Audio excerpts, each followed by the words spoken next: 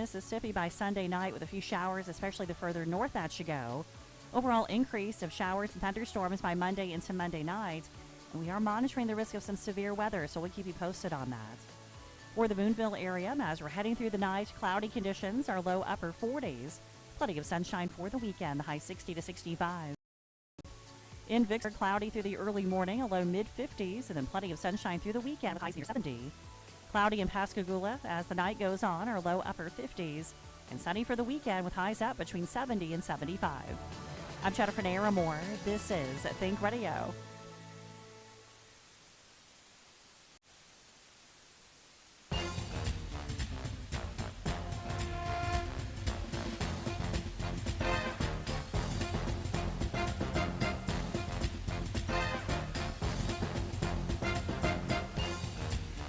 Good evening, ladies and gentlemen, and welcome to another Friday night under the lights. It's number 14 for us, and tonight we've got a guest host. Now, who is he? No, just sorry, Kevin Griffin. I'm all right. But anyway, it's a great night tonight. And George, I was told you've got all the scores. Go after it. I do. And first of all, Kevin, thanks for being here tonight, filling in for Russ, who's got another assignment tonight. But appreciate it. Hadn't seen you in a long time. It's been a while. You're still at Belhaven, correct? I am. 14 years and running, so and it's been a good ride. You're the softball coach. That's right. And you've had a good record. I mean, you've had a good run here. We have. We've been to the World Series 11 of the last 13 years and made Super Regionals the last 3 years. So just trying to get over the hump and got everybody back this year. But looking forward to talking some football tonight. Absolutely. Okay. And Chris, we just welcome you back. I mean, you've had a little bit of a hiatus.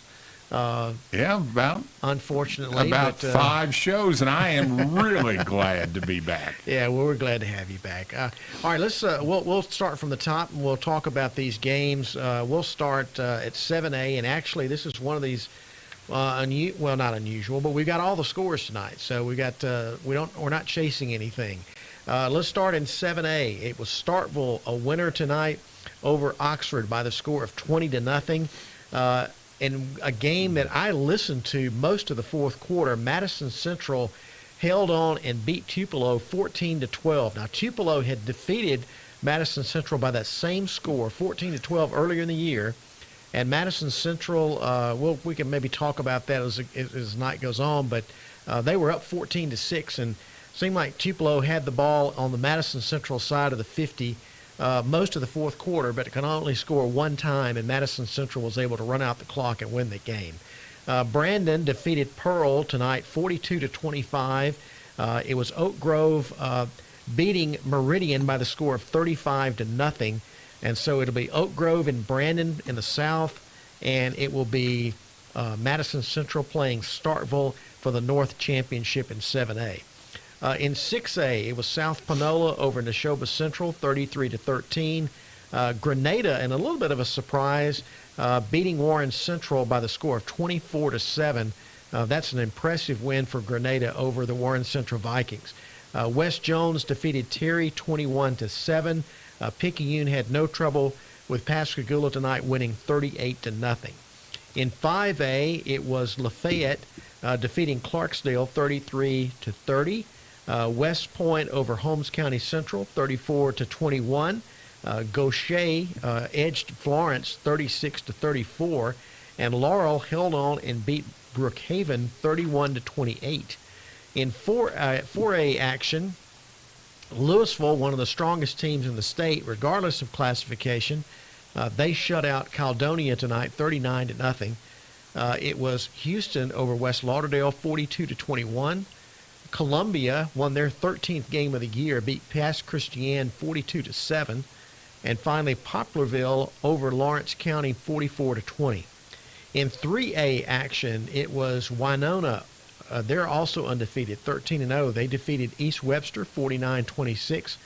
Amanda Elsie defeated Moorville 21-3. Jefferson County over Seminary 30-17, and it was Jefferson Davis County edging Noxubee County 22-21. 2A action, Charleston over Hamilton 50-18. Union beat Calhoun City 34-26. Heidelberg doubled up Collins 22-11, and Raleigh beat Scott Central. Not really. It was at Scott Central. It was a hard place to play, but Raleigh won that game 21-12. In 1A action, Biggersville defeated West Lowndes 42-8. It was Vardaman over Baldwin 27-20. Taylorsville beat Simmons. That may be a little bit of an upset. Simmons was undefeated going into that game, and Taylorsville won 22-12.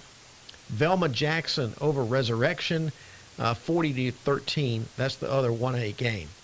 In MAIS games, now these were both on Thursday.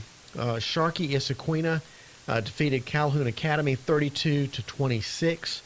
Also on Thursday, the 5A championship, Adams County Christian defeated Simpson 47-29. In Friday night games, it was DeSoto School, Arkansas, over Newton County 32-28. In a game that I watched part of the live stream with Noah, just a little bit. Greenville St. Joe in the 3A championship held on to defeat Kirk Academy 6-0. Wow. And it was kind of interesting game, but Kirk was undefeated 12-0 and got shut out 6-0. 4A championship. This was played this afternoon. Tri-County won over Bowling Green 26-13. And then the game of all games, tomorrow night at 6 o'clock at Mississippi College, it'll be Hartfield taking on Jackson Prep. Hartfield is 13-0. Prep is, of course, 10-3. Hartfield defeated Prep, I think it was 30-17 a couple of weeks ago. So that's somewhat of a rematch. It's hard to win 14 games in a season, but Hartfield's pretty strong. So it'll be an interesting game tomorrow night. Yeah, they're very talented. That game last time was 14-14 at the half. Yeah. And then Hartfield, I believe, shut them out in the second half. Prep might have gotten a field goal. But, it'll be an interesting matchup and a lot of athletes on the field for both teams. Yeah, I mean, Hartfield, if you've not seen them, Russ always says they look like a junior college. I mean, they've got some big and kids. Strong and fast. Yeah, some big kids, and so they've got a real good team. But anyway, that's a rundown of everything. We'll of course go over the scores a few more times. Just looking at games of interest, mentioning that Madison Central Tupelo game. The game was like 7-6. Both teams scored on their opening possessions. Tupelo missed the extra point. It goes to the half, still 7-6. Madison Central gets a touchdown to go up 14-6 in the third quarter. In the fourth quarter, Tupelo drives down like inside the 5-yard line, and Madison Central holds them on downs. They can't do anything. They punt. Tupelo gets the ball back, scores, goes for 2. They don't make it. It's a pass. It's incomplete. So it's 14-12. Madison Central gets the kickoff with about a little more than 3 minutes to go, and just runs the clock out. Made a couple of first downs. Tupelo used up their timeouts, and Madison Central held on to the ball. It's a pretty good ball game. Yeah. Listen to Bob Sullender on the way over here. But, Madison Central has kind of had that kind of a monkey off on their back several times here in recent memory, how they get to the semifinal round and they're not able to advance to the championship. But they did win a championship a couple of years ago, of course. But it'll be an interesting game with Starkville, for sure. It will, and it seems like it's the same 4 teams a lot of years. You've got Starkville, Madison Central, and then you've got Brandon, Oak Grove, and, man, have they had some classics over the years. Yeah, they really have. And, I think everybody was sort of was expecting Oak Grove to be playing Ocean Springs tonight. And, of course, Meridian pulled that big upset last week. But Oak Grove really had no trouble with Meridian tonight. So that game against Brandon and Oak Grove, that's going to be a really good ball game. And this will be Brandon, I believe, their third straight trip to the South State championship game. Yeah, So okay. That'll be an interesting matchup next week, and it'll be a good one. I think that game's at Brandon. Okay. I've not heard yet. I'm kind of a little bit always leery to kind of speculate about, who plays going to play where, but that's good to know.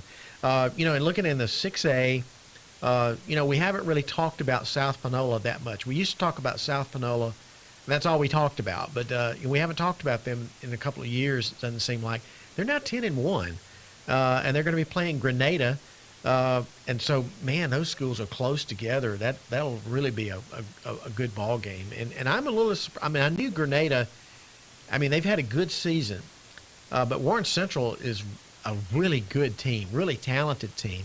And I'm hopeful we'll get a call from Reed Vance a little bit later on in the evening and kind of explain that one. But if Grenada won that one 24-7, that's a great win. Yeah. A little bit shocked by the deficit there. Warren Central, they've had a little trouble getting over that hump the last few years. I think Brandon had knocked them out. I believe it was Brandon 2 years out of the last 3 or 4 years, and then tonight they fall to Grenada. So Grenada must have a very talented football team. Yeah, I think that they do, and. Looking at the South bracket in 4 and 5A, 6A, Picayune, we really expect them to be there, and they're there. They beat Pascagoula tonight 38-0, but West Jones is an awful good team too. They're undefeated. They defeated Terry tonight 21-7. Terry's got a pretty good ball club too.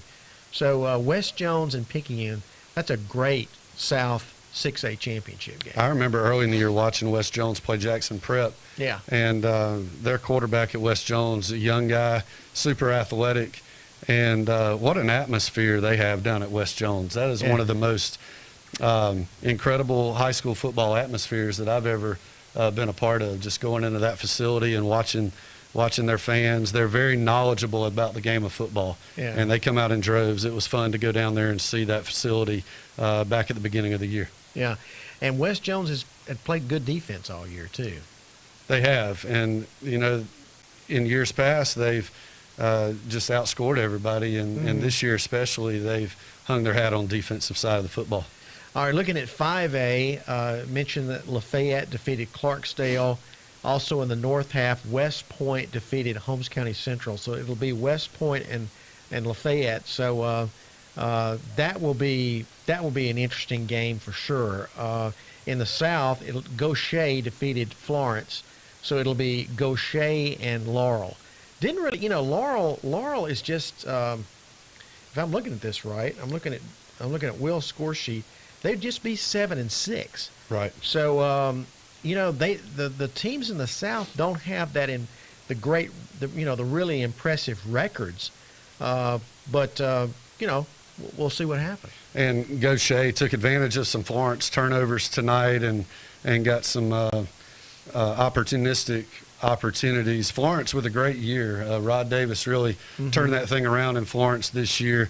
They ended the season with a record of 8 wins and 5 losses, and they were down pretty big going to that fourth quarter and came back. It looks like they made it a game, 36-34, and it looked like Gaucher was going to run away with that thing there for a little while. So good job by Florence fighting back in, and a great year for the Eagles. In 4A, certainly one of the team favorites, Louisville, defeating Caledonia 39-0. Louisville is now 13-0 on the season. Louisville will be playing Houston in the North Championship. The South Championship, it will be Columbia, who's also undefeated, playing Poplarville. Columbia's had a really good season. They beat Pass Christian tonight 42-7. Yeah, they've had a great year. That'll be some good ball games next week to see who's going to go to the state championship game, but definitely looking forward to that. Mississippi 4A is strong once again this year, and all of a sudden there's Louisville again. Yeah. More of the same for those guys. Yeah, and I want to say they knocked off, I think it might have been West Point, might have been Starkville. I can't remember who they beat. It was really kind of like 2 or 3 classifications above them. Really impressive victory, but they're 13-0 on the season. looks like we're going to reach our first break, and when we come back, I think we're going to be talking to Judd Boswell a little bit about the Miss Al game. I think so. He went up and was taking a look at Tupelo Madison Central tonight, so he'll be on the road. Maybe we can get him on the phone. All right, sounds good. We'll have also on the phone right now, come up first is Jake Wimberly. Okay. So when we come back, he'll be on first. All right, well, we'll remind you that support for Friday Night Under the Lights comes from Cricket Wireless. Phones, plans, and coverage information can all be found on their website, which is cricketwireless.com. We'll be back with more Friday Night Under the Lights in just a moment.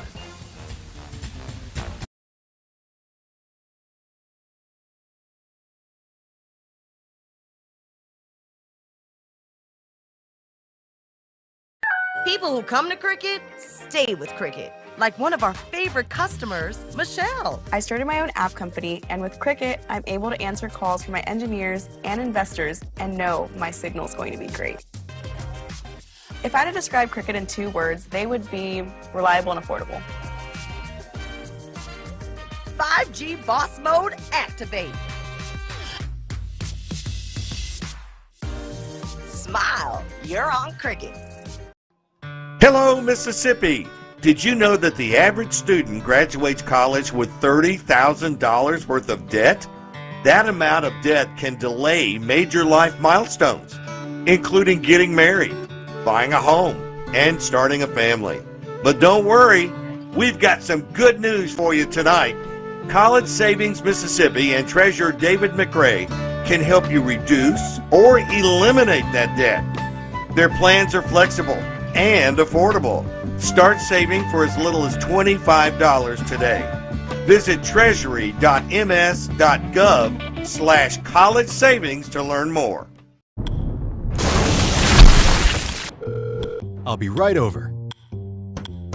Oh, how'd you get your house fixed so fast? One call to EC Malone. If you don't know Malone, you don't know roofing. But what about insurance? They work with my insurance company so I don't have to. My repairs can begin without delay. Amazing. I'll call EC Malone Roofing right away. Thanks, Malone.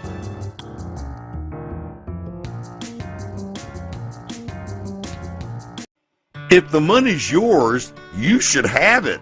That's why State Treasurer David McRae has returned a record $80 million in unclaimed money to Mississippians. And there's hundreds of millions more, maybe with your name on it. Check the list. Visit www.treasury.ms.gov and see if you have any of the unclaimed money. Each year, banks, utilities, businesses, brokers, and insurance companies turn over millions of dollars to the state because they're not sure who is entitled to the funds. Treasurer McRae has an entire unclaimed money staff waiting to take your claim and return your money. Check the list today. Treasury.ms.gov.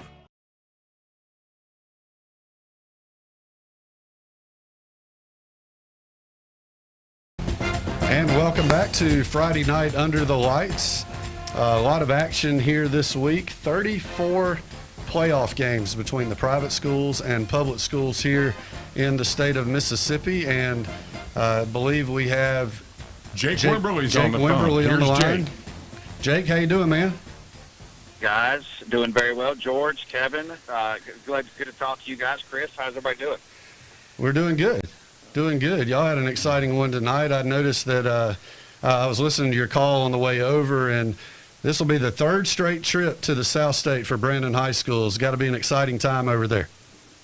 Oh, it is. There's no doubt about it. And you know, we'll get to that here just momentarily. Oak Grove coming in next week. But a little over 10,000 in the building tonight. Pearl Brandon, part 2. And, you know, first off, hat tip to Justin Hunter and the Pearl Pirates. Jack, they're a really good quarterback. They got some good players around them. And, look, they're going to be a handful next year. They had a really good year. And you know, Brandon, though, was able to find some you know, ways to move the football. You know, if I told you Brandon was only going to rush for about 42 yards and win the football game the way they did, you'd probably think I was crazy. But you got to credit Landon Barnes, and you know, they really bottled up Jay McQueen, who had 5 touchdowns in the first meeting, and then they turned to Quincy Phillips, who broke a school record tonight. Jonathan Mingo held the school record for 77 receptions in a season, and Quincy Phillips listed that tonight. He's now at 85 for the year. He had 11 catches for 153 and a touchdown. And Landon Barnes is just playing lights out right now at quarterback. So, Brandon gets the win tonight. And you're right, KG. I mean, they go now third back-to-back South State championship game against Oak Grove. And when Oak Grove and Brandon get together, it's always a classic battle, and it's time to dance and see who dances best next Friday. Well, it's happened a lot over the years. We've seen this matchup a lot, Brandon and Oak Grove. Brandon started this season 0-2, correct? Yeah, lost to Picayune 28-20, and then went over to Madison Central and really got beat pretty handily. Toby Collins' team did a great job. And of course, you see how good they are now moving back to North State against Starkville. So, started out 0-2, but Brandon did this Sam Williams' first year and reeled off all the way to state before losing to Madison Central. And now Sam Williams is 20-1 at home since taking the head coaching job at Brandon, and they'll look for that 21st victory at home next week. Wow, that's a number to be proud of, and a good one for sure. I was going to ask you, Jake. I'm losing my thought here, but Brandon and Oak Grove, did they play earlier in the year? Yeah, they did. Brandon traveled down to Oak Grove, got a 38-20 win, and that game, Brandon really caught Oak Grove, kind of looking away. They opened the game with a trick play, got a touchdown, onside kick, and then went down and got a field goal. And Oak Grove made a push in that ball game. I believe it unofficially. I think it was 24-20, and then Oak Grove threw an interception. Brandon was able to return that for a house call touchdown, but. They went down there and got the win.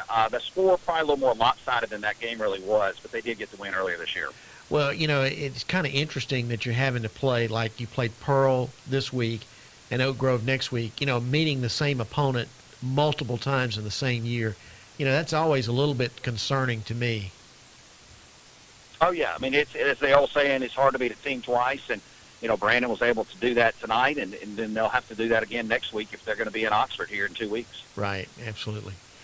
Well, you mentioned Quincy Phillips. He's kind of had a coming out party this year along with Jay McQueen. That's two guys that have had great years. And you mentioned again, he broke Jonathan Mingo's record for reception in a season. How many did he have this year so far? So far, he is at 85. 85. And Mingo's was at 77. Wow. Yeah. That's a lot. That is a lot. And a good player to break the record, Jonathan Mingo. Oh, there's no doubt. Oh, yeah. Well, I mean, you're talking about a guy who went on and had a great career at Ole Miss. He's with the Carolina Panthers now. And, Quincy Phillips still has another year of high school football left to play. So there's more records to be broken by young Quincy. Well, I appreciate you joining us tonight, Jake, and good luck next week. We'll talk to you throughout the week this week.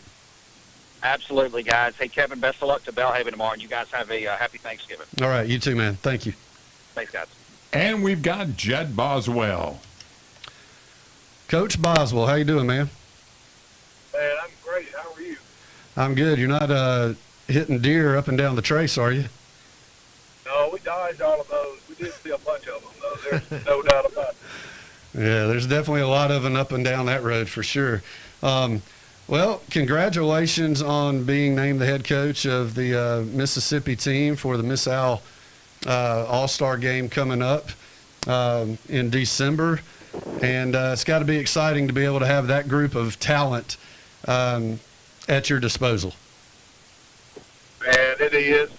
It's an honor, number one, Kevin, and just to be able to take a bunch of kids that represent the state of Mississippi. That's about as big an honor as you can have in high school sports, and we dang sure don't take it lightly. And do have a good group of kids. There were some on the front, just like it is every year. A couple of them, they get injured, and you hate to see that for anybody. Right. But me and you know him, but me and my son Jax, we just rode up and had to go support my buddy, man. Had to go support Coach Collins and watch him play Tupelo. And man, you talking about watching dudes play football.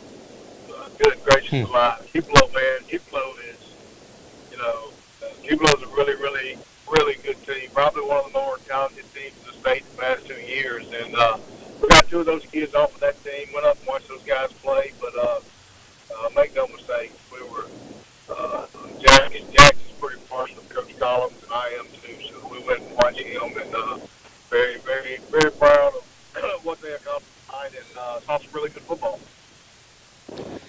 Saturday, December 16th, the game is at Southern Miss. It will be live streamed on FNUTL.com, and you can watch it on several different devices such as Roku, Apple TV, and Fire Stick. When you have the talent that you're going to have on a team like that, you're trying to break a little skid. Mississippi lost the last two, so as a head coach, you want to go in and break that streak, right? Yeah, absolutely. You know, and you know, each and every year, the biggest thing, Kevin, I think is, you know, you get, you know, Johnny Mims did a great job, and the coaching association of getting that game actually moved. You know, where it alternates Mississippi to Alabama. It used to be only played in Alabama, and you know, you can say Alabama's got 2.5 million more people to shoot. You know, a lot more high schools, and you know, you hear about all the 5 stars they have each and every year, and you know, it's a task. It's kind of that. Sometimes you kind of wonder if you're that underdog role, but you're playing at home. You'll have home field advantage, which is huge in that game. Each time that we played here in Mississippi, results have been pretty good, you know. And that game's really last year it went down to the wire, you know. Got beat. Mississippi got beat right there in the last minute and a half of that ball game. And you know, I'm not saying there's any home cooking going on, but it sure is good to have it at home this year and play those guys over here. Well, I appreciate you jumping on tonight and talking a little bit about the game. Good luck in a few weeks, and tell Jax to keep you awake the rest of the way home. Hey, no doubt about it, guys. Thanks a lot. Thanks for all you guys do. All right. Thank you. Be safe. Of course, Judd Boswell, the head coach for Clinton High School, and has won a state championship at Clinton. I think it was in 2016. He had a pretty good player. Had a pretty good player. Cam Akers. Cam Akers, who's still in the NFL. I think he got injured a week or two ago, and he's out. But he was a remarkable player, remarkable talent. Did want to throw in also, and then that you may have heard that. I don't know if you heard that or not, but the games will also be on MPB. Right. So there'll be a lot of different coverage options.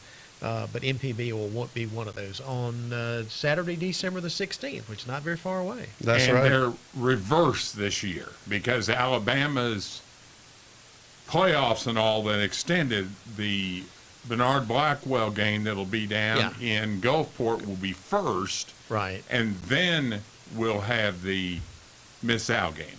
Okay. All right. Normally there it's opposite. Yeah, but, the Miss Al is first, but this time it'll be the Bernard Blackwell will be first. Yeah, and both of those games also streamed on FNUTL.com. So you can watch those on FNUTL.com. Watch and listen and a lot of different things. Well, you know, let's see. We got a couple of minutes to go before. We got anybody else on the phone or nobody at this point? If you want to call in, you could reach us at 1-877-MPB-RING. That's 1-877-672-7464 if you have a game you want to call in and talk to us about. And just, you know, going real quickly, he was talking about the Tupelo-Madison Central game. Judd was referring to that, Coach Boswell. Madison Central, in a little bit of an upset, goes on the road and plays Tupelo and wins 14-12, which is kind of weird because it was the exact same score that Tupelo won by against Madison Central much earlier in the season. And so Madison Central will be playing Starkville next week. They defeated Oxford 20-0. Starkville's been kind of an unusual team. I mean, they're 9-3, but they've had some great wins. And they've had some kind of lopsided losses. Yeah, they've lost 3. They've lost 3, and but they turn around and win big games. So it's just kind of, you know, which team shows up. That'll 7A, be. They just beat up on each other, don't they? They really do. I mean, you know, there's not that many 7A schools. I think it's maybe 24, 25, something like that. And they got kind of a little bit of a mix-up in the region here because Murrah and one other school, you know, opted out of playing for a championship, so they didn't play a schedule. Those games didn't count toward the standings. Right. So that kind of left them a little bit short. But there's just been a bloodletting in 7A this year. All right. Well, we're at the bottom of the hour, believe it or not, Chris. We're going to take a break, and when we come back, we'll be talking. We got a lot more calls. We're expecting to hear from Kerry Metzler, Jared Schatz, Greg Flynn, perhaps, James Murphy. We got a whole lot of people we're expecting to call in tonight, and we look forward to talking high school football until 12 o'clock. Support for Friday Night Under the Lights comes from Malone Roofing. They do metal, walls, maintenance, roofing. They serve Mississippi, Alabama, Louisiana, and Florida's Panhandle. Both commercial and residential roofing information can be found at ecmalone.com. Back with more Friday Night Under the Lights in just a moment.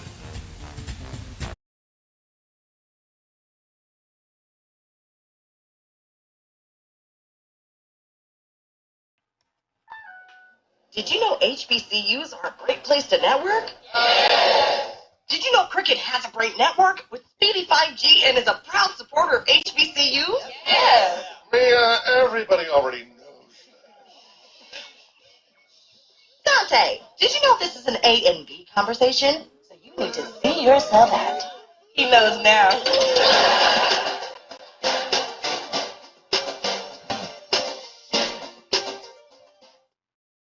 Can't process your insurance claim until your request is finished with underwriting. We need more details of all damages to process your insurance claim. Be sent once we finish processing your insurance claim. It's going to be a little while before you get that your check. Roof is leaking. That doesn't help us process your request. Underwriting next season, boys. We work directly with your insurance provider so you don't have to. That means we can get to work without delay. If you don't know Malone, you don't know roofing.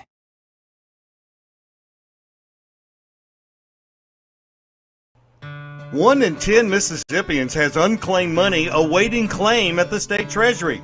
There's literally hundreds of millions of dollars waiting to be united with the rightful owner.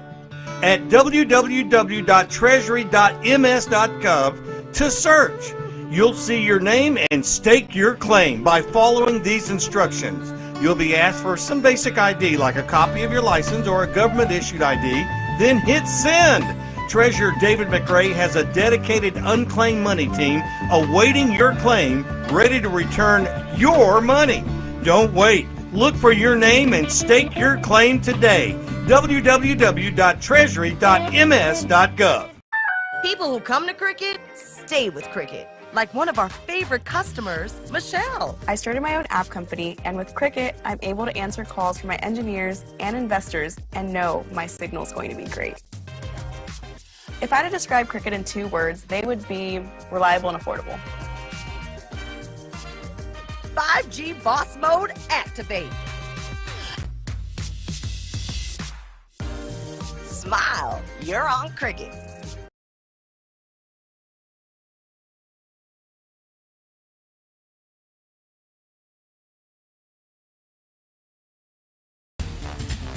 And we're back.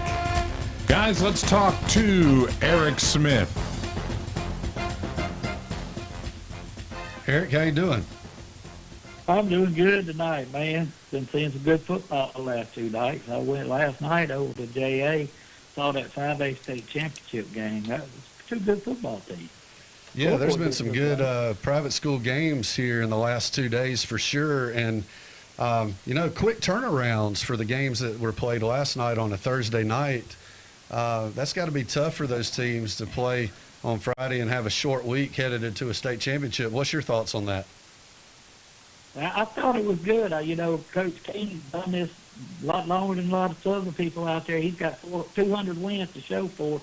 If anybody can do it, David King out of Adams Christian can sure get it done. Absolutely, and they've had a great year. I was able to see them earlier in the year and just looked really fast and athletic, and quarterback could really throw it around. I think that young man doesn't get enough recognition. Oh, that's what I was going to tell you. He came out, the defense set the tone, and then they come out with that shotgun, and man, he just stuffed it down the throat for the first touchdown of the game. And he iced it in. That first touchdown, it was their ball game the whole way. I think the way the score turned out, I think they cleared the bench and let everybody play. I mean, that's class right there. Let everybody play. Some of these kids may not, even the seniors ain't coming back for it, and kids, the sophomores, freshmen, they may not get back. That's once in a lifetime chance, you know.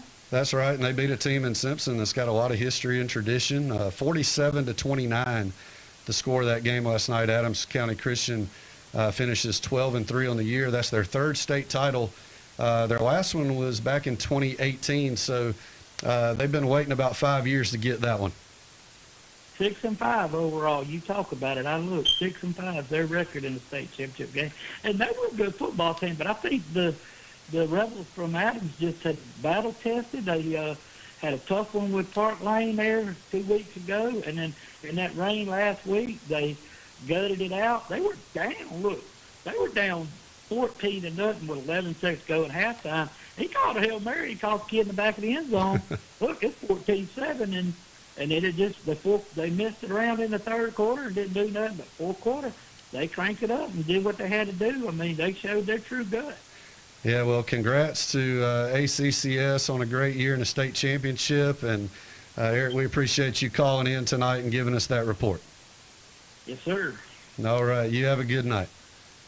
Bye. Next, we've got James Murphy, and it's about the Vardaman and Baldwin game. Here he is. Hey, James, how you doing, man? Good. How are you guys? We're doing great. Close one tonight against Baldwin, 27-20.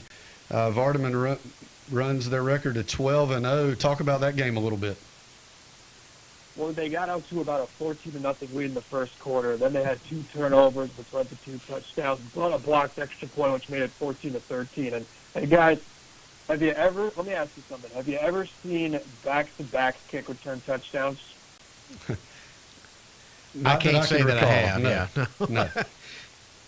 Well, we had that tonight, and it was just about it was definitely a microcosm of just how back and forth this game was. And, Vardaman's defense was really able to clamp down and be able to make a lot of big plays in that second half. I feel like they won them the game in a lot of senses. So, big win for Vardaman. I think this is their 4th North Half final appearance ever. Yeah, and they'll be playing Biggersville next week. They had a 42-8 win over West Lowndes. You know anything about Biggersville? Well, I know that they've got to be one of the most athletic teams I've seen all season. You got a guy like Jason Hatch, plus guys like Drew Rousey and Trey Gunn. You're going to have a chance to win every game. It'll definitely be an athletic showdown next week if they decided where that game's going to be. I would assume Biggersville because they have the higher seed, if I'm correct. Yeah, it's hard from year to year to figure all that out. It seems like it changes every other year. So your guess is as good as mine on that, but I think you're right, probably at Biggersville.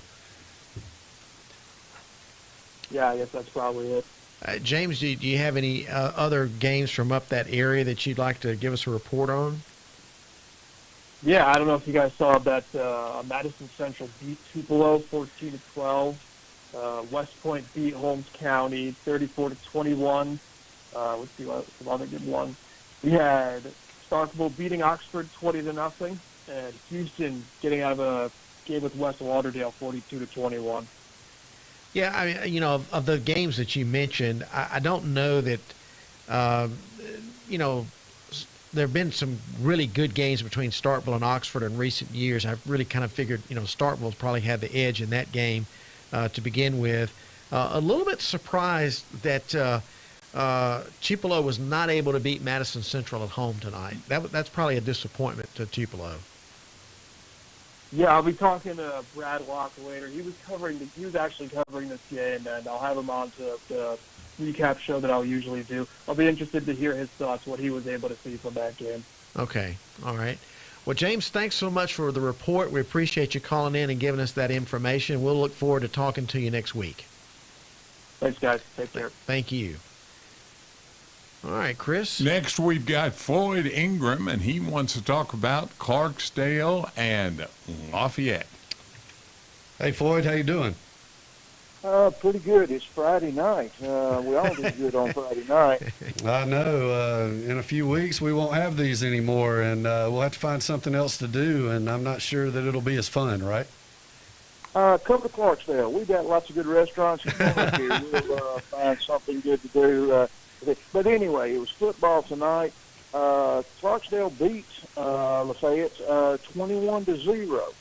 Wow. And Clarksdale, beat Cleveland 41-6. That's 2 playoff games, and they've only had 6 points scored on them. The last time they had a full 7 points scored on them was October the 20th against New Hope. You guys know it. What do coaches say? Offensive line, defensive lines win ball games. Clarksdale's defense is for real. The offensive line, game was 0-0 at the half, and then Clarksdale in the third quarter ran the ball 13 straight times, almost right up the middle, and scored their first touchdown, and then came back and, like I said, they just offensive line. They're big, meaty boys and well fed, and they got the job done for Clarksdale, and they've done this, like I said, repeatedly. They beat West Point earlier in the year, and folks sort of, I grew up in West Point, and like I said, folks sort of thought maybe that was a fluke, but they're for real, and we'll see how this goes. Clarksdale also scored in the fourth quarter their second touchdown. They got some speed. Got the ball back and had a tailback run it for 78 yards for a touchdown, and then wound out the fourth quarter and scored the final touchdown with about 2 minutes left to go in the game. But Rock'em Sock'em football, number 3 quarterback for Lafayette, pretty good passer, but he had folks in his face all night long. So, like I said, it was good. 21-0. It was a good ball game for Clarksdale. Well, good deal. You'll need to tell me, does West Point comes here once again? Isn't that right? How that'll go?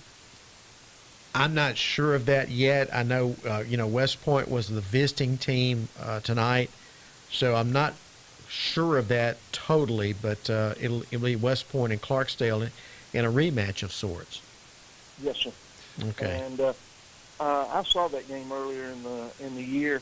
West Point apparently is younger than maybe in years past. Clarksdale's big, and I alluded to that earlier tonight. It'll be interesting to see what's going on. I'm sure Coach Chris Chambliss will be looking at films, and teams change from regular season once you get to playoffs. Both these teams, I feel sure, are going to be a lot better than they were when they first met up in what was, I believe, it was Game 6. Okay. Right. Of the season.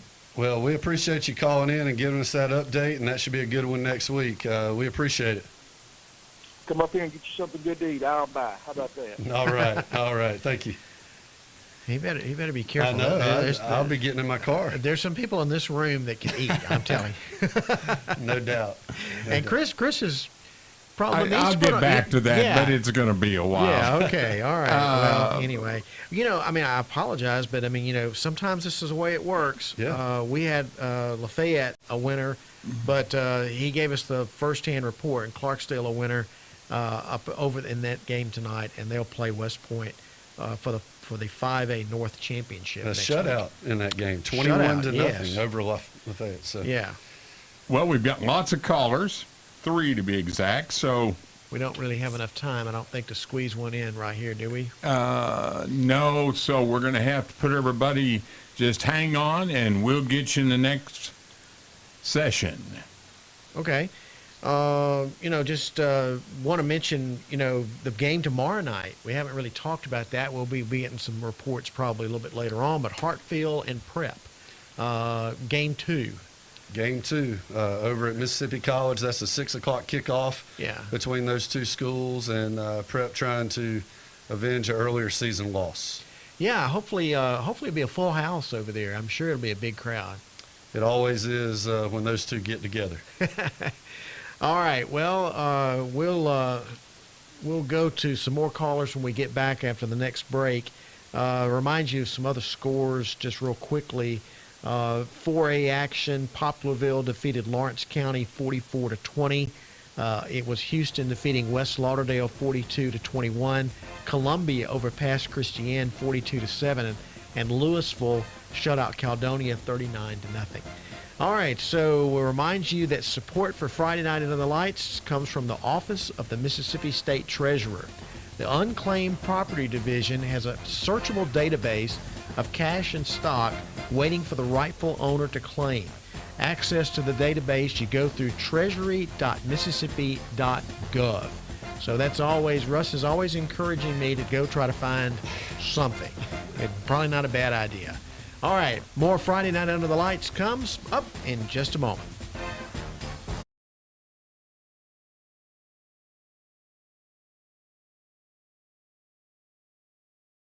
When storms rage, Malone responds. From claim to completion, Malone Roofing has helped rebuild communities for nearly 50 years. Contact Malone for 24/7 service at ecmalone.com. Mississippi football families, have you thought about how you're going to tackle student loan debt? Don't do it on your own. Pass the ball to State Treasurer David McRae and his College Savings Mississippi team today. With College Savings Mississippi, you can lock in today's tuition rate, prepay college, and avoid student loan debt altogether. Don't let your finances get sacked because you didn't invest in your child's education. Visit treasury.ms.gov/college savings to learn more today. Did you know HBCUs are a great place to network? Did you know Cricket has a great network with speedy 5G and is a proud supporter of HBCUs? Yes. Everybody already knows. Dante, did you know this is an A and B conversation? So you need to see yourself out. He knows now.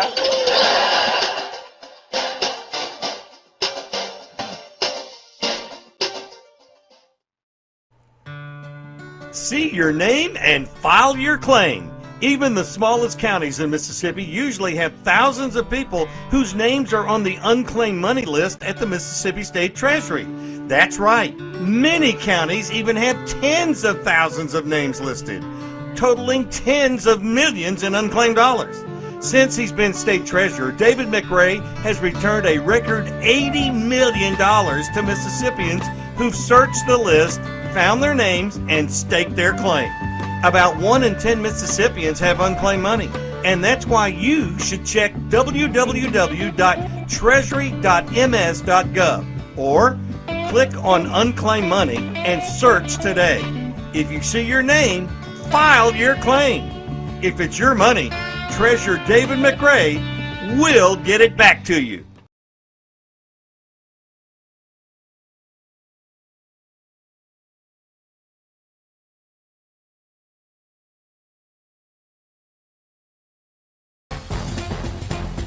Gentlemen,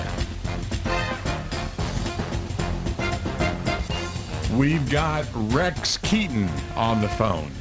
Wants to talk about Taylorsville and Simmons. Hi, Rex. How you doing tonight? It looked like Taylorsville had a 22-12 win over Simmons in that one. Simmons was undefeated, right? They were.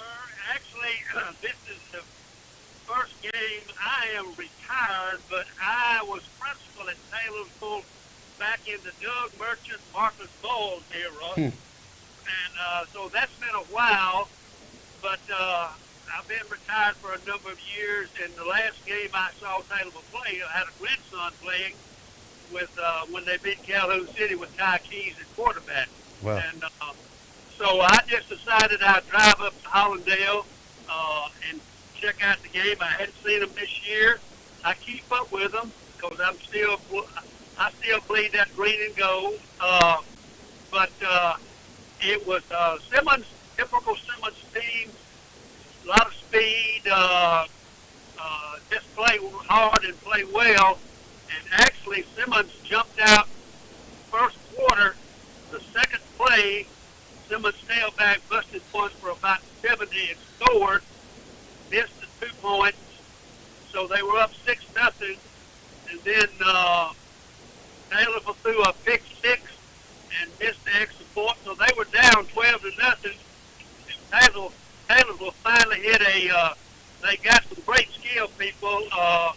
Taylorsville does. They're a little bit thin in the offensive line, but Taylorsville hit a bubble screen for about 60 yards and made the two. It was 12-8 at halftime. And then they kind of seesawed, and Taylorsville kind of controlled the second half, but couldn't score. I mean, they had it inside the 5-yard line twice and couldn't score, but they withhold Simmons, and they finally got on the third punt that Simmons had to do out of the end zone. Taylorsville finally hit about a 15-yard pass and went up 14-12, and then scored late again and made the two, and it made it 22-12, and then just ran the clock out. But great ball game. Taylorsville really struggled running the football. Simmons' defensive front, they're not big, but they are so quick, and Taylorsville having a hard time with them. And passing game, Taylorsville has some great receivers and a quarterback that can throw it, but they struggled in the first half, and basically they finally made some big hits on with the receivers and were able to pull it out. But a great ball game. Yeah, that is a great game for Taylorsville, a good win, and especially to go on the road and win a playoff game like that. They'll be matched up against Velma Jackson next week. That's right. They got to go to Velma again. Okay. Because the Taylorsville is in the higher number region, and if the lower number gets the host, if they both have the same seeding. Well, and Taylorsville was a 1 seed, and so was Velma, and so was Simmons. So they had to travel to both of those places. And I've seen Velma on film. They're pretty good. They got that real good running back and got some good size. And Taylorsville will really have their hands full. I'm an old school guy, and like the other guy said, to me, football games are won in the trenches, and Taylorsville defensive front did a really good job against Simmons, other than the one long busted play. But now Simmons busted another long when it looked like they were going to take a 2-touchdown lead, and boy got to the 5-yard line, and the next play they fumbled and Taylor recovered. So they missed golden opportunity there. But anyway, I'm proud of them. They, like I say, I haven't seen them play in a while, and I just told my wife I'm going to see the Cardinals play tonight. And it was a great game. Well, all right, Rex. Thanks a lot. Appreciate it. All right. Thank y'all. Yes, all sir. Right. All right. Josh West. Old Josh, how you doing, man? Man, doing well. How are y'all? We're doing well. All right. We're doing well. We've gotten a couple of invitations for dinner and a couple other things, but we're doing good.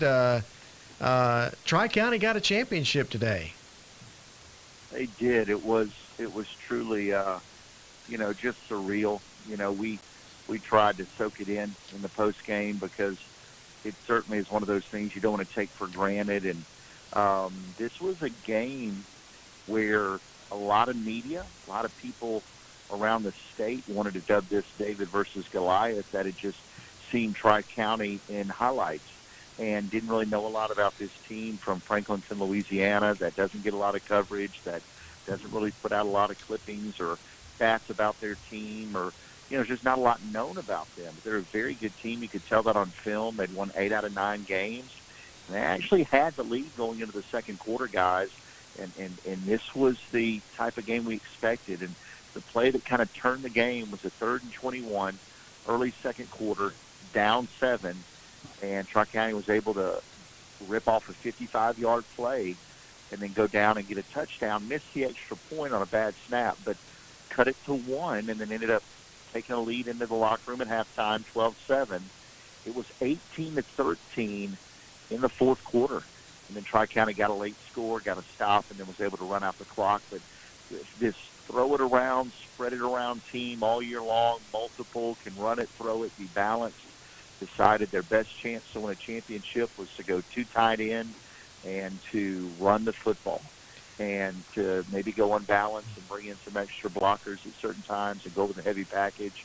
and they gutted it out. They gutted out a championship and had a lot of guys playing really banged up. And to see the guts that they played with was really impressive. I was at the office today, and someone was talking about a pass that your quarterback threw to the Walsh kid. Said it was one of the prettiest passes that they had seen all year. It was a dime. That was a 36-yard pass play. The previous 2 plays prior, there was an interception. That was the first time, really the only time, that Bowling Green tried to stretch the ball down the field late first half. Jacob Clearman had 3 picks and 3 touchdown receptions. If you remember last week, right. He comes up with he's been on fire. 2 plays later, they go for the home run play. And as your friend said, it was one of the prettiest passes you'll ever see. Just dropped on a dime right over his inside shoulder.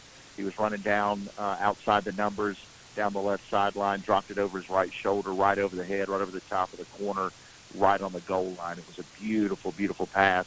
That gave Tri-County a little bit more momentum. They were able to, come out of the locker room and score again and then go up 18-7. But then Bowling Green answered. I mean, it was a back-and-forth game, and Tri-County finishes 12-1. Just a tremendous year. Only loss, get this, guys, I think it's appropriate from the last call, was to Taylorsville. Yeah. And when we were in the post game, we said that was the game that's going to turn Taylorsville's season. Now, they would lose the following week to another higher classification team, but since then, they have reeled off 6 straight wins. And so they've gone from 2-5 to 8-5, and now in the South State Championship. So, I would not be surprised to see Taylorsville find a way. They're so talented, and Tri-County lost that game 40-35. Had a chance to win it inside the red zone late and couldn't pull it out. But it was really a really special season.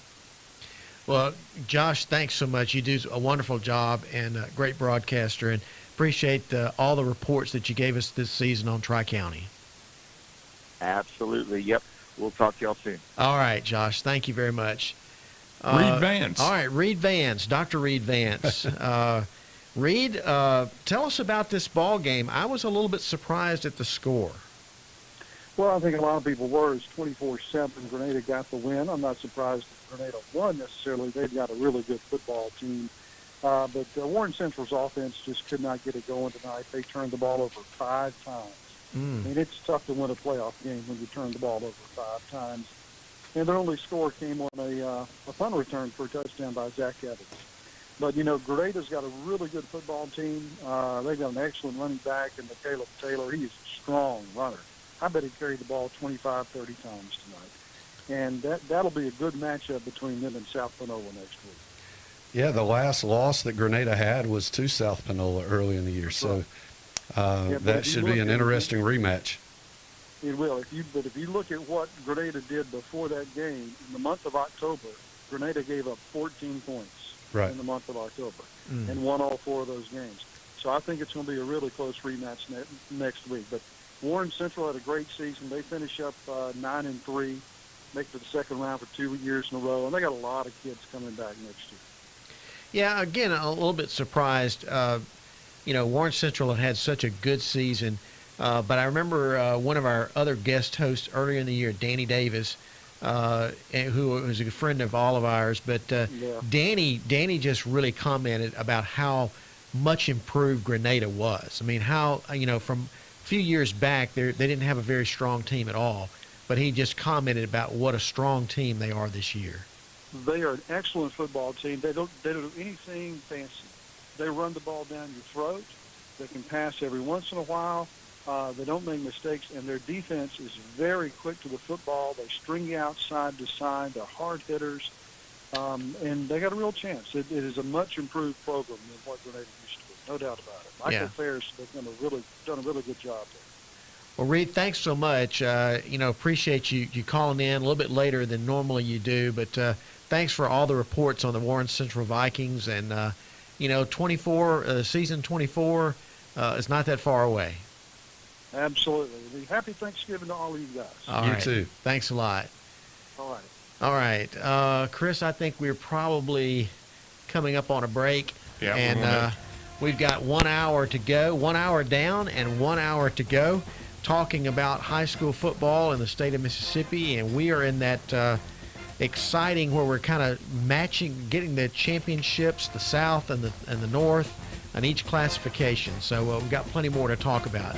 We'll remind you that support for Friday Night Under the Lights comes from the State Treasurer of Mississippi and also the College Savings Plan of Mississippi.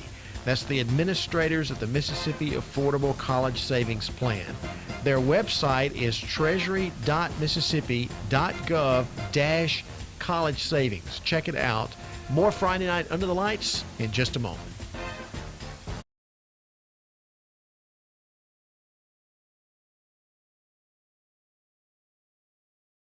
People who come to Cricket stay with Cricket. Like one of our favorite customers, Michelle. I started my own app company, and with Cricket, I'm able to answer calls from my engineers and investors and know my signal's going to be great.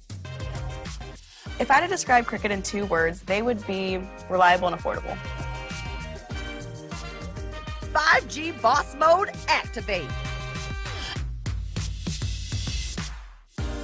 Smile, you're on Cricket. Leaky roof? Malone Roofing has you covered long after the storm. Mississippi's roofing experts, setting the industry standards. Family owned for over 50 years. Call today or visit online at ecmalone.com. Hello, Mississippi. Did you know that the average student graduates college with $30,000 worth of debt? That amount of debt can delay major life milestones, including getting married, buying a home, and starting a family. But don't worry, we've got some good news for you tonight. College Savings Mississippi and Treasurer David McRae can help you reduce or eliminate that debt. Their plans are flexible and affordable. Start saving for as little as $25 today. Visit treasury.ms.gov/college savings to learn more. Did you know HBCUs are a great place to network? Did you know Cricket has a great network with speedy 5G and is a proud supporter of HBCUs? Yes. Everybody already knows. Dante, did you know this is an A and B conversation? So you need to see yourself out. He knows now.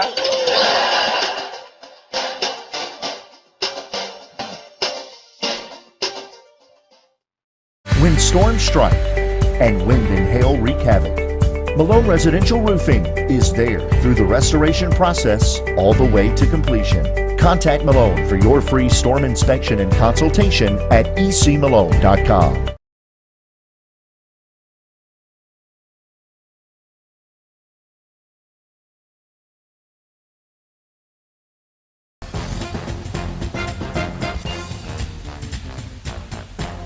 Okay, Carrie, on the phone with us? I'm there, Chris. Okay, George and Kevin are ready to talk. Carrie, how you doing tonight? Doing great. I got to say this, man. Don't make me fall two of the greatest of all time, Josh and Reed, back to back.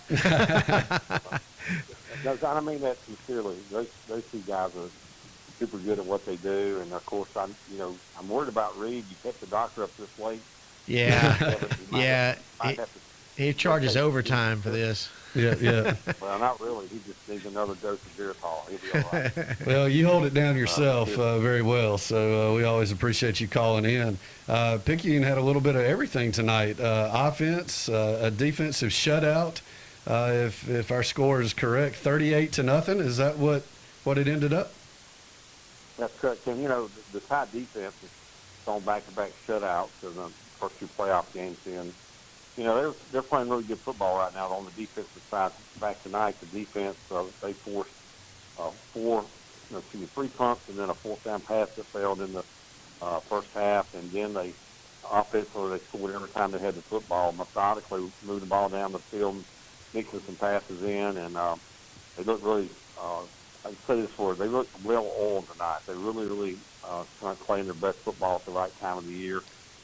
Brady Robinson, a senior quarterback, he's a Florida Community College baseball commitment. This guy's a southpaw pitcher for baseball team, Picayune, a really good one. But he's just a steady quarterback. In our offense, you don't throw it a lot. But when you throw it, it's usually very important, and he does a really good job with that. And he's been so solid for this team all year. Tonight he was solid again, throwing the football and directing the offense, making check off at the line. And, people don't realize how intricate the blocking schemes are. And a lot of those come from our center, making a lot of those calls, Brendan Williams, and also the quarterback making some of those calls when they come to the line of scrimmage. And there's a lot more to it than people think when you really take it and break it down on film. But Coach Stockton and his staff, they've really done a good job preparing their team in the last 2 weeks. Really good job. Picayune, of course, moves to 10-2 on the year. They beat a Pascagoula team that came in 8-3, finished their season 8-4. It'll be a good one next week, Kerry, with West Jones, 21-7 victor tonight over Terry, and might be a slugfest. West Jones is pretty good on defense. Yeah, but Corey Reynolds this first year, he's done a great job. With that ball club, they're playing really good. They got a really smooth quarterback. I've watched some film on them. Their defense is super good. Be a great atmosphere up there at Pro-So. I told somebody tonight, that game won't be Pro-So. That game will be special because, there's two quality teams, Picayune and West Jones. I want to say 4 times now. This will be the 4th time they've played in the South State Championship in the last 10 years. And, for years, Scott Pearson and Dodd Lee, and now it's Cody Stogner, and of course, Corey Reynolds, his first year there. I talked to him a couple weeks ago. Really nice guy, real class guy, great coach too. And of course, we're all proud of what Coach Stogner has done for us down here in Picayune since taking over Coach Lee. But it'll be a great. You're right, guys. It's going to be a great game next week. It's going to be a really. I think it's going to come down to a game. It's a cliche, but it's going to come down to mistakes. That's going to be how this game comes down. Penalties at the wrong time or a turnover, because both these teams are very well coached. They're very talented on both sides of the football. It ought to really be a really great atmosphere. Not good, it's going to be a great atmosphere up there next week. Well, we're looking forward to that one for sure, and we appreciate you calling in and giving us that update, and we'll talk to you again next week. Yeah, I appreciate all you. Chris, so glad you're back, my friend. Been praying for you, and just happy you're back, and Godspeed for you. I thank you very much, Kerry. Thanks, Kerry. Good luck next week. That's going to be a great game for West Jones. Who we got? We got Brad Locke now. Talk right. about Tupelo, Madison Central. Brad, you had a good one tonight. 14-12. Madison Central holds on over Tupelo. Tell us a little bit about what went down in that one. Well, first time seeing the Madison Central defense, and I can tell you that they are the real deal. Tupelo's offense has really hit a groove the past few weeks.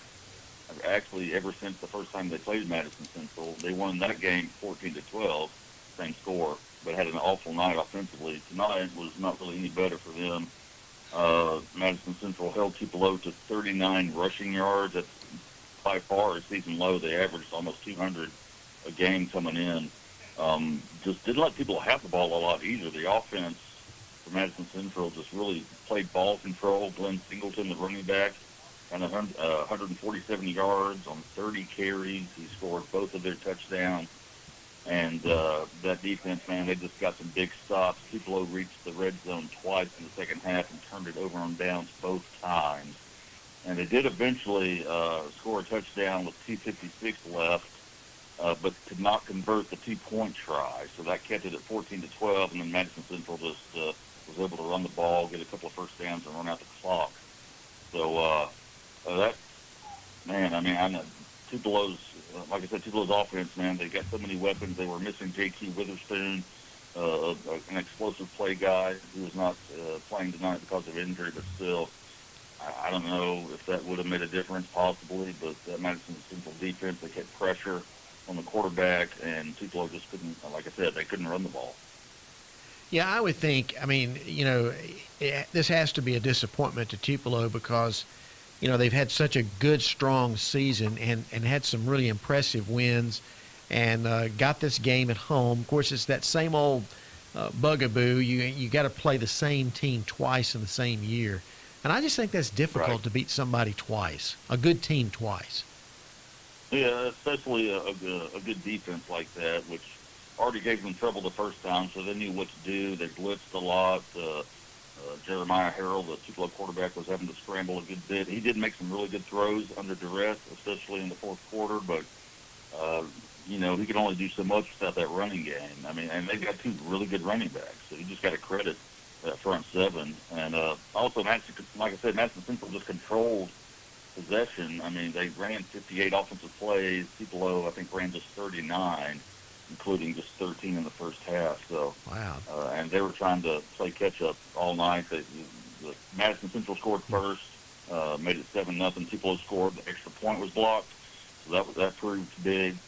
And then, like I said, Tupelo got into the red zone twice in the second half and came away empty both times. So, yeah, kind of have to hats off to Madison Central. I didn't know that. I mean, but that makes a lot of sense. I mean, when you only have like the ball to like, what did he said, 38, 39 snaps, that's not very much. You're not going to be able to score a whole lot.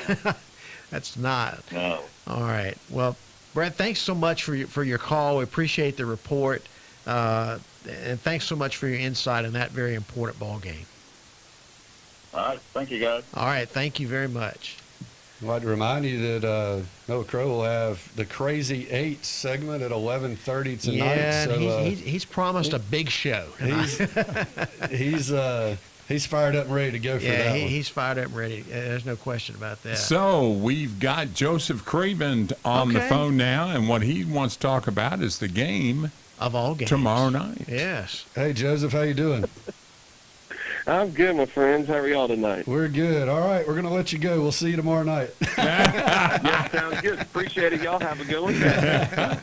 No, that should be a good one tomorrow night. I know Hartfield and Prep locked up 14-14 at the half in the first meeting, and then I believe Hartfield outscored Prep 16-0 in the second half, and it was a lot of athletes on the field, and anytime these two match up, you can throw records out the window. I think it should be a good one tomorrow.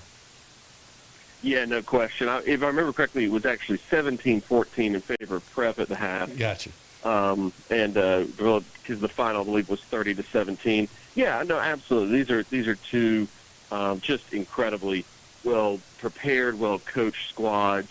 That anytime they meet up, even going back to last year, Prep eliminated Hartfield from the playoffs last year, but that game was a nail biter that went down 10-7 was the final score of that one. So you never quite know. Sometimes it's defensive, sometimes it's offensive. Right. It's entertainment either way, that's for sure. And so it'll be a heavyweight fight, no question. Both teams going to bring the A game tomorrow. It'll be must-watch TV. Yeah, you hear a lot about a lot of people throughout the week have talked about, well, Prep was there last year. They used to be there. Hartfield was there 2 years ago. Some of their seniors have been there. They know what to expect. So it's not like they're going into this blind. They know about the emotion of a game like this.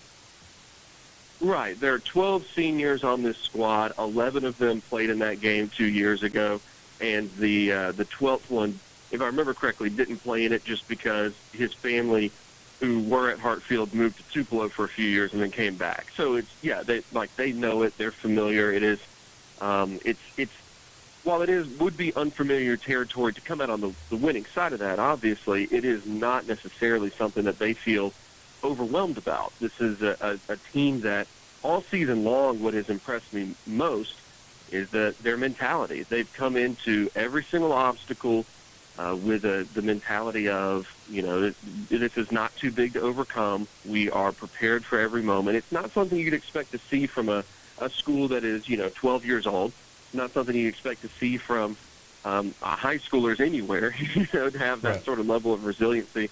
That's what's been impressive to me, getting to know these kids and getting to follow them on a week-by-week basis, is they have mental fortitude, and I really have a lot of respect for them because of that. I'll tell you, this offensive line for Hartfield is one of the more massive offensive lines I've seen in the private school league in quite some time, and you can say they could stack up with some offensive lines in the biggest public school divisions as well, and it helps Reed Jeslowski. That kid can really run the football. He's had a great year, and Prep's going to have to load the box and try to stop him. And I think the way they win tomorrow is if they shut him down and make Hartfield try to throw the ball. What do you think? I think you're right. I think you're absolutely right. Now, Hartfield is no slouch in the passing game. Two outstanding receivers in Kinsey West and Braylon Womack that are, can take it to the house at any given point. So, for my money, it's going to come down to Hartfield's defense standing up strong. Obviously, they pitched a shutout the second half, the first meeting, switching up to a 4-down lineman front from a 3-1.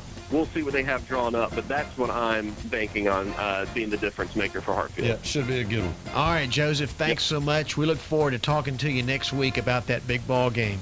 Remind you that support Sounds for good, Friday y'all. Night Under the Lights comes from Cricket Wireless. Phones, plans, and coverage can be found at cricketwireless.com. Back with more in just a moment.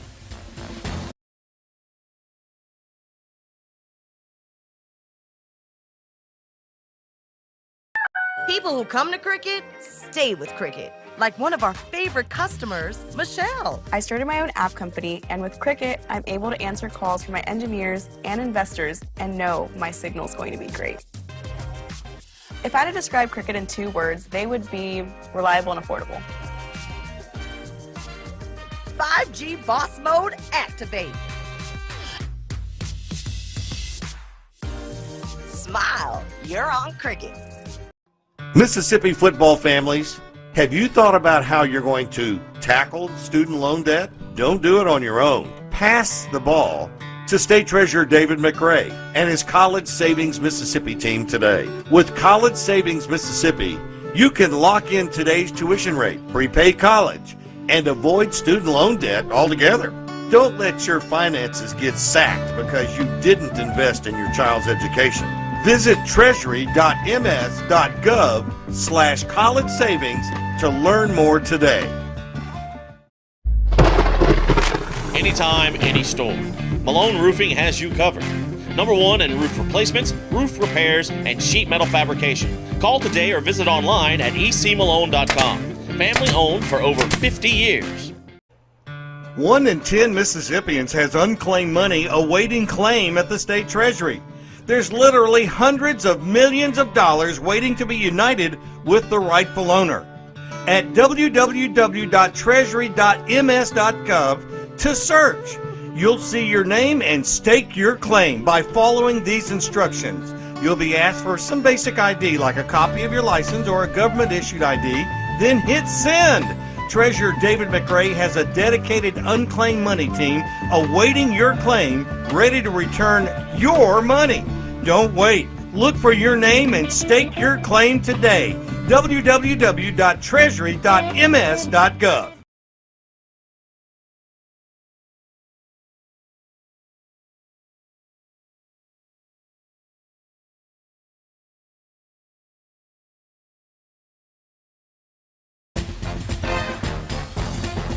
Okay, gentlemen, we've got Brennan Farrell here is going to be on the phone with you as we go into the next 15 minutes here, second part of the 11 o'clock hour.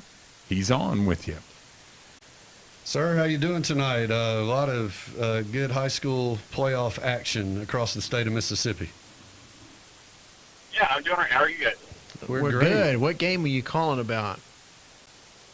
Well, I was on round of duty for the Journal tonight. Okay. So, Okay. Yeah, so I mean, I was kind of just looking over scores from all over the kind of covered area. But, All right. Well, which one stuck out to you? I think this is more of a kind of sentimental thing, but Mooreville, they're playing in this is the farthest they've gone in their school history, and I think they lost like 44-2 to Amanda Elby. I mean, like, they were winless a year ago, so for them to get that far even was huge. We had some kind of local schools punch their ticket to North Half Finals, like Bakersville had a big 42-8 win over West Lowndes. Another big night for Jason Hatch and really just that Bakersville offense. Houston also moving on, beating West Lauderdale 42-21. Yep. West Point is looking to get their 8th straight state championship game after beating Holmes County tonight. So just kind of interesting all over the board. Yeah, that West Point and Clarksdale game will be interesting next week. Clarksville 9-3 now, West Point 9-3 after tonight, and that should be a good one. Yeah, you know, it'll be interesting after Clarksville coming off that shutout win over Lafayette tonight. So, you know, that West Point ground game is going to be a lot to handle. So. I go back to that Amanda Elsie game. What was the final score? Did you have over Moorville? I believe it was 44-2. Well, that's an unusual score. Yeah, for sure. Yeah.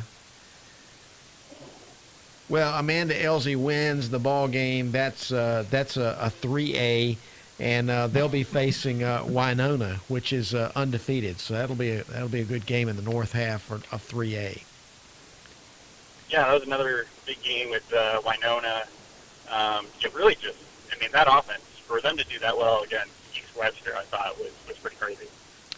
Yeah, Winona remains undefeated, 13-0 now. That score tonight against East Webster was 49-26. They put up a ton of points. Yeah, no, that Winona offense is legit. I think it scored like over 500 points this year or something. It's some kind of crazy number. Well, which one are you looking forward to the most next week, now that we've got it all set? Let me think. You know, I'm kind of interested to see that Bakersville-Vardaman game. You know, Bakersville obviously has some really athletic guys, especially at the 1A level. But, I mean, that Vardaman defense, I think before tonight, they hadn't given up more than 14 points in a game this season. So, really interested to see how that kind of back-and-forth matchup goes. Yeah, I agree with you. I think that one's going to be a good one. Vardaman trying to stay undefeated. And that's the 1A North championship game. Yes. All right. Well, thank you so much for calling in and giving us that report. We appreciate it, and we look forward to talking to you next week. No problem. Thanks for having me. All right. Thank you very much. Chris? We've got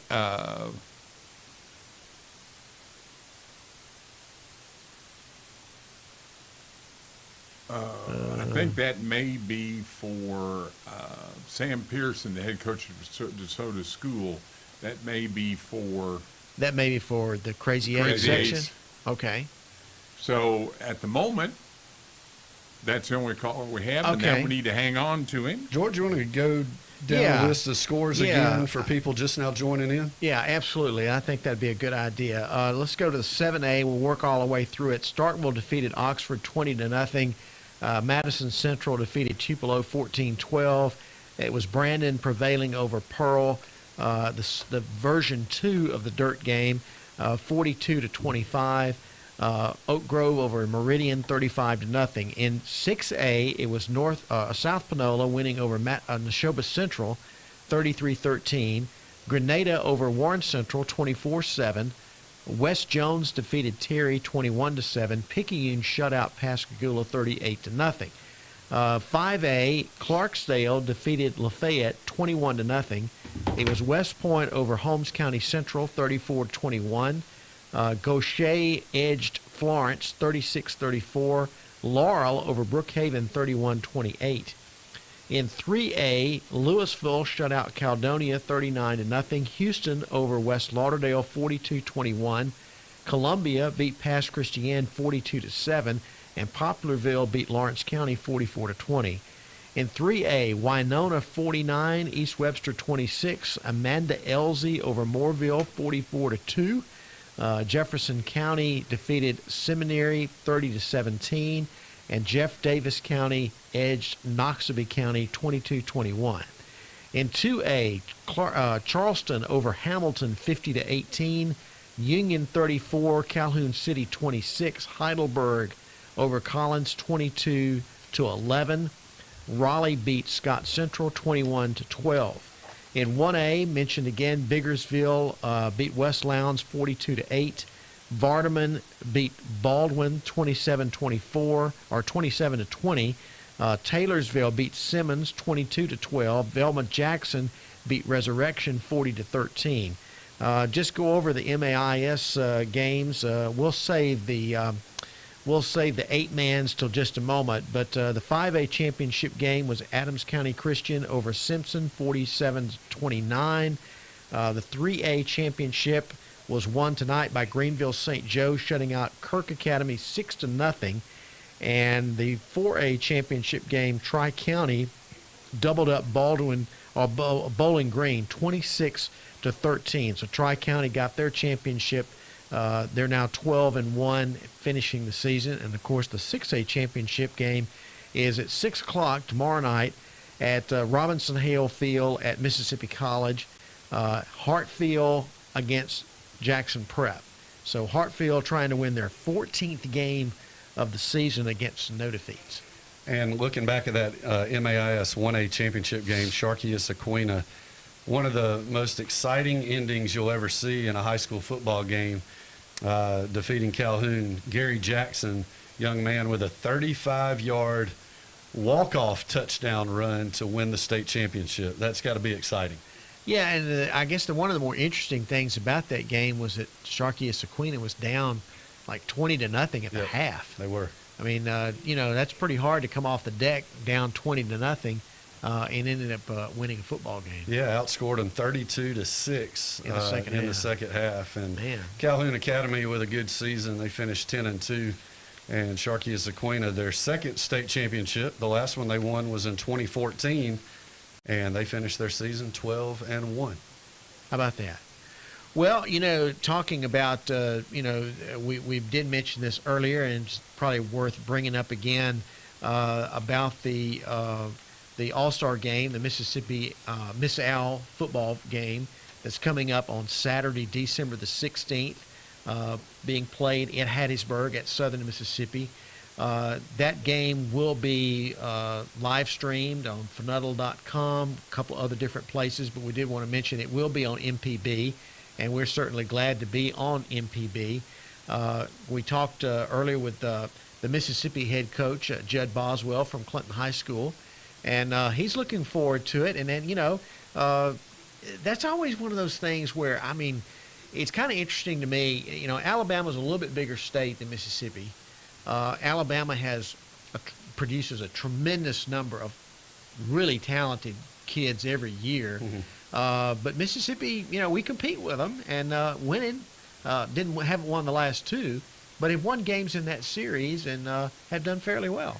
Well, I think per capita, Mississippi's got as many athletes in our state than any state in the country. Per capita, we send a lot of players to the Division I level, all levels of football really, and then a lot of NFL guys have come out of here. Yeah. So per capita, Mississippi holds their own for sure. And I know Judd is excited about being able to get with that group of guys and go give it a shot and knock off Alabama in a few weeks. I was thinking about a few years ago, the championship games. I was able to go to the championship games in Oxford when Starkville was playing for then a 6A championship. And they had a guy at wide receiver by the name of A.J. Brown. And it was just it was kind of funny to me because he was an NFL player then. Right. He's probably the best receiver in pro football right now, and he was just head and shoulders above anybody else that was out there on that field. But that was remarkable to see the talent that this state produces. One of the games that I remember the most when Clinton hosted Starkville one year, it was one of Cam Akers' years, and A.J. Brown was on the team, and Willie Gay was on the team, and their quarterback got hurt, and Willie Gay had to play quarterback that night, and I think he rushed for like 280. I think Cam Akers rushed for about 280 that night. It was one of the most incredible football games at the high school level I've ever seen, as far as just sheer athletic ability and talent on the field at the same time. Yeah. And I was going to ask Judd about that earlier when we talked, because that's the kind of players. I don't know if you're going to have those types of players because it's hard to live up to those. Yeah. But he's going to have some players that are really, really good that he's going to get to coach again in that game. Absolutely. And some of those guys, there may be one or two of them that make it to the NFL. Absolutely. Yeah. Yep. Willie Gay plays for the Chiefs now. He does. And what a career he's setting himself up for. He's playing really, really well. And that was just a lot of talent on that field that night in Clinton, Mississippi, between those two teams. Absolutely. All right, well, coming up at the bottom of the hour will be our Crazy 8 report with Noah Crow. He's going to be joining us, and I think he's got a couple of features he's got scheduled. a coach that we'll have on immediately, and then he's got a little video, a 4-minute feature from the game. All right. Well, we'll remind you that support for Friday Night Under the Lights comes from Malone Roofing. They do walls, they do metal walls, maintenance, roofing, of course, both residential and commercial, serve Mississippi, Alabama, Louisiana, and Florida's Panhandle. More information can be found at ecmalone.com. We'll be back with more Friday Night Under the Lights in just a moment.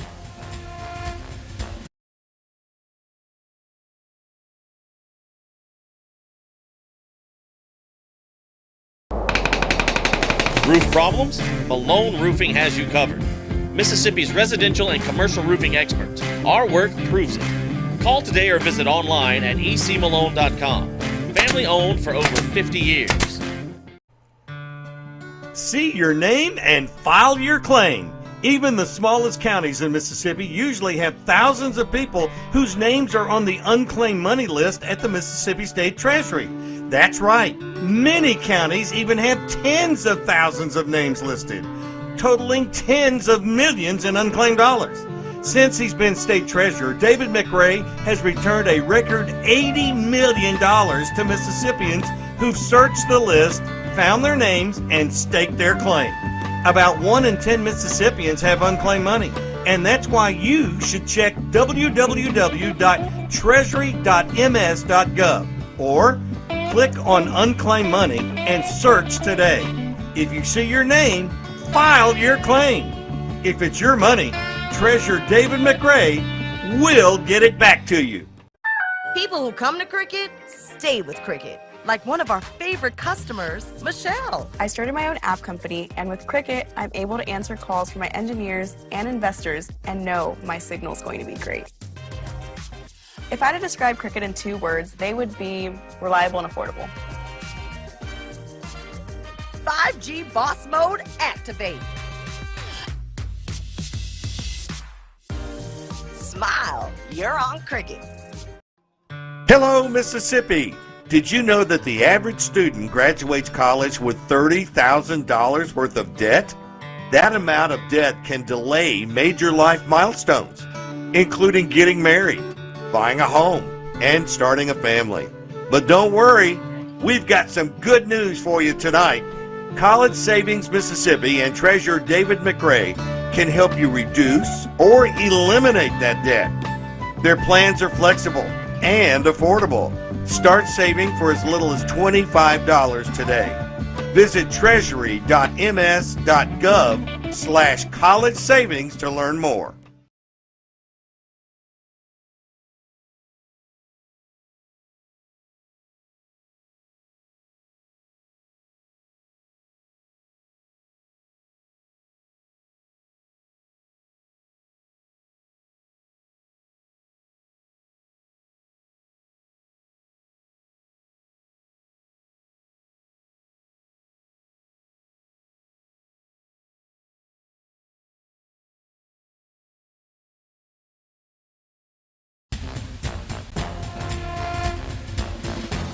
And we're back, and it's the bottom of the hour, and it's time for Crazy Eights. Here's Noah Crow. In Crazy Eights today, DeSoto School won the 2A championship after moving up from 1A last year and also being in the championship game last year. They beat Newton County Academy 32-28. Hunter Scarborough of Newton County Academy had 20 carries, 196 yards, and 4 touchdowns, while Clayton St. John's of DeSoto School had 98 yards, 2 touchdowns, while his counterpart, Ethan Phillips, had 92 yards and 2 touchdowns also. And DeSoto School had 2 big sacks in the final 10 seconds to win the game. That's how the game ended for Newton County Academy. Because they scored a touchdown with 40 seconds left.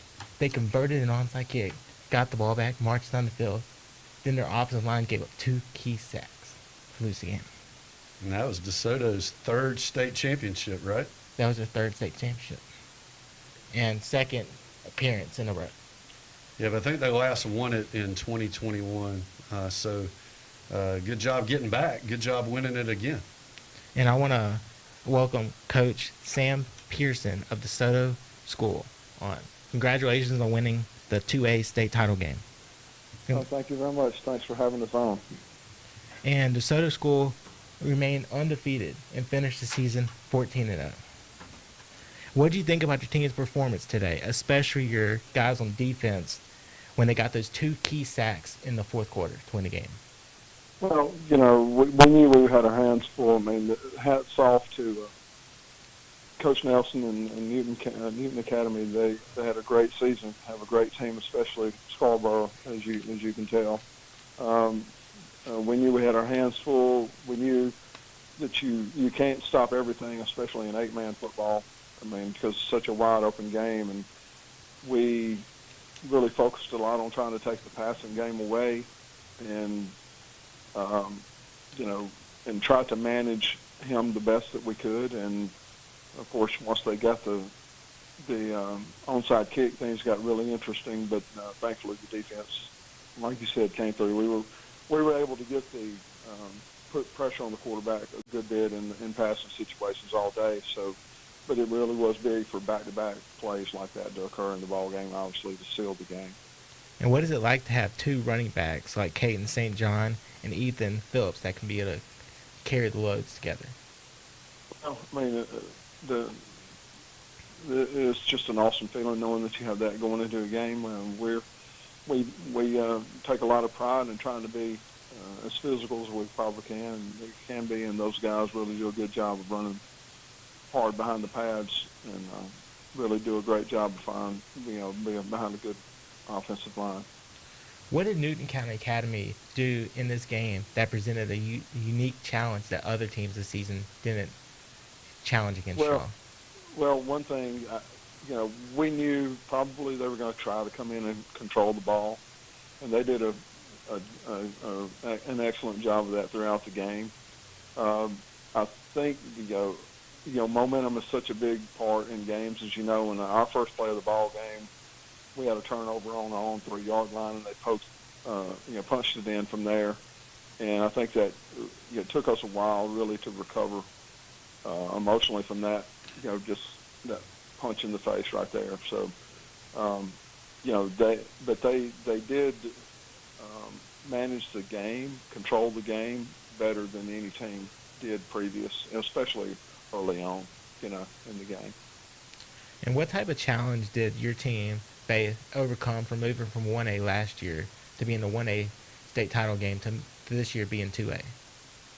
Well, the biggest thing is that we lost the state championship game in 1A last year on the last play of the ball game. And the pain that our kids, especially though, we had 10 seniors on this year's team that lost in that game last year.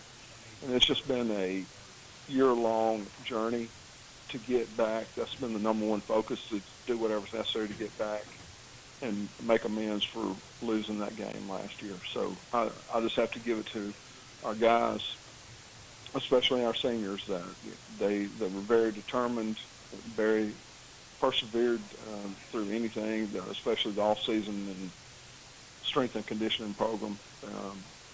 So that was the main thing. I mean, it really didn't matter to our guys what division we played in. We just knew we had to be back to make atones for last year. Coach, this is Kevin Griffin. Congratulations on the state championship. One thing I wanted to ask you, other than having 3 fewer players on each side of the ball, what makes 8-man football exciting to you? Well, we have the 3 fewer players, but we're still playing on the standard field.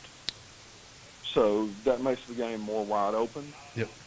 Offensively, just by nature, but and it takes you a while to adjust to the game defensively, to get the angles and everything right. There are so many open field tackles that you have to make, and obviously if you miss them, then they result in a big play. And so you don't ever feel like you're out of a game, no matter what the score is. I think that just brings a lot of excitement to the game on both sides of the field. I know conditioning's huge at all levels, but I bet it's really big in 8-man when your defense has got to cover that much field. Well, we place a premium on it, and we also place a premium on just having guys that can really run. Because if you can't run, what would be a normal 5 or 6, 7, 8 yard play turns into a 60-yard touchdown. Thank you, Sam Pearson, for calling in tonight, and congratulations again. Again, thanks for having us on. All right, thanks, Coach. Thank you, Coach. It was a good interview, and he made some points that we talk about a lot. We've talked about this a lot, but that's the thing Russ loves about it is it's the same feel but with fewer people. Absolutely. And it just opens the game up to such an extent, and of course, this is a 32-28 is kind of an average game. Russ loves those 65 to 55 games, but it's interesting. Well, when you have 32-28 in a game like this, that just shows you how good defensively those kids are. Yeah, they really are. They do have to defend really, really well. And, oh, yeah. That was an exciting game. I enjoyed it. It was a fun game Well, we've to watch. got the video now to watch. Did you want to introduce it? Chalky Aquina won 32-28 over Calhoun Academy after they went 2-8 last year. Sharks Aquina went 2-8 last year. And Gary Jackson had 6 carries, 211 yards, 3 touchdowns, well over 10 tackles, and a 35-yard touchdown to win the game. And I'll interview Gary Jackson, the assistant coach, and Matt Holman, head coach of Sharks Aquina Academy. All right. Here we go.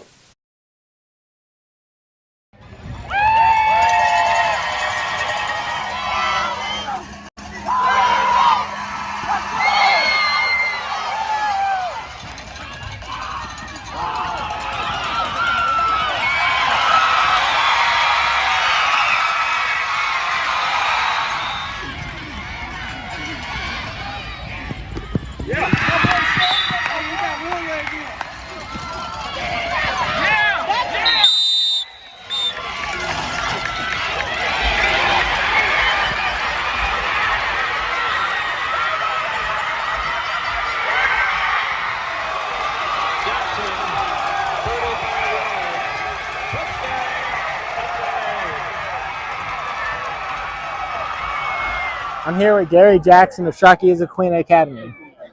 What adjustments did you make personally at halftime to come out here and be more aggressive to get this win?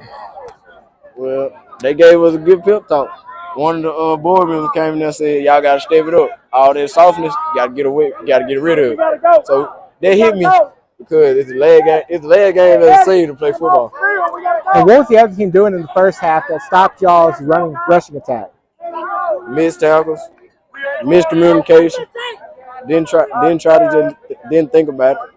All we had to do was play through it. And what does it say about your team to be able to come back so often in the second half? Oh, they say that they wanted it too bad. Everybody wanted it. I just told them I'd put myself together, get y'all there win. And the offense coordinator told me that 98-yard touchdown run was supposed to be a pass play. What did you see out there to go run? I saw everybody get collapsed on, so just take off with it. Go and run. Thanks. I'm here at Matt Holman of Sharky Aquina Academy as they just won the state title game, 32-26. What does it say about your team to always come like their second half team all year long? Man, I think we got caught up in the aura of the being in the championship. The bright lights, the big crowds, all the officials. I think we got caught up in that. We went in at halftime. We made some adjustments. I told the kids, just start playing like you know how to play. Okay? Just don't get caught up in all the emotion of the game and the emotion of this game. And that's what we did. We just came out and it showed you. All it took was one touchdown, and we started getting that swagger back. And it started rolling, and next thing you know, look at the scoreboard. It's a great thing. 5 minutes. What does it mean? What does it mean to have a guy like Gary Jackson that you can just tell him, "Hey, it's your ball. You give us the win." He's done it all year for us. I mean, he knew what he had to do. We put it in his hands to carry us all the way. But we have 7 other people on the team that have played hard all year long, along with the other guys filling in and subbing in and coming in. it's really been a team effort all year long, man. I'm super proud of them. Here, thank you. Yep. I'm here at Barry Casta as they just won the state title 32-26 over Calhoun Academy. What is it about the second half that your team just finds a way to win? We're Warriors, man. We're Warriors, and I give a big shout out to number 4 as well. He's kind of always been our reality check guy at halftime. Like, either if we're up or down, it's like, hey, it's a close game. It's like, hey, man, it's only a couple points. We score that in a heartbeat. Defense has got your back, and as much as we want to talk about the offense in the second half, it's the defense. The offense should have been doing its job in the first, and a lot of that's on me trying to coach myself and not letting these athletes just play. But the defense stepped up phenomenally, and then Gary Jackson just took over, as he usually always does. What about Gary Jackson? He had the long 98-yard touchdown run to start the third quarter. Then he finished the game with also the game-winning touchdown run. And what's funny, too, is that was a pass play. That was a pass play that he audibled and saw a lane, and he went. And, I mean, you can't coach that. That kid's just a natural athlete. And he's got great linemen, great coaches around him in every facet of the game. And what is it like to have your dad in the stands over there? He's the eye in the sky guy for us. He's the one keeping me calm until that last run when I didn't even know. Like, I knew we had 9 seconds left. I knew we had to throw this or it was overtime, but I was so locked in, I didn't even think Gator was going to score until he just started screaming, "Oh, my God," in my ear. So it's phenomenal. I won one with him when I was a player in his last year coaching, and now to win one with him as a coach. But as great as that is, he'll say the same thing. I don't do nothing without those kids in this community right here. I don't do anything without them.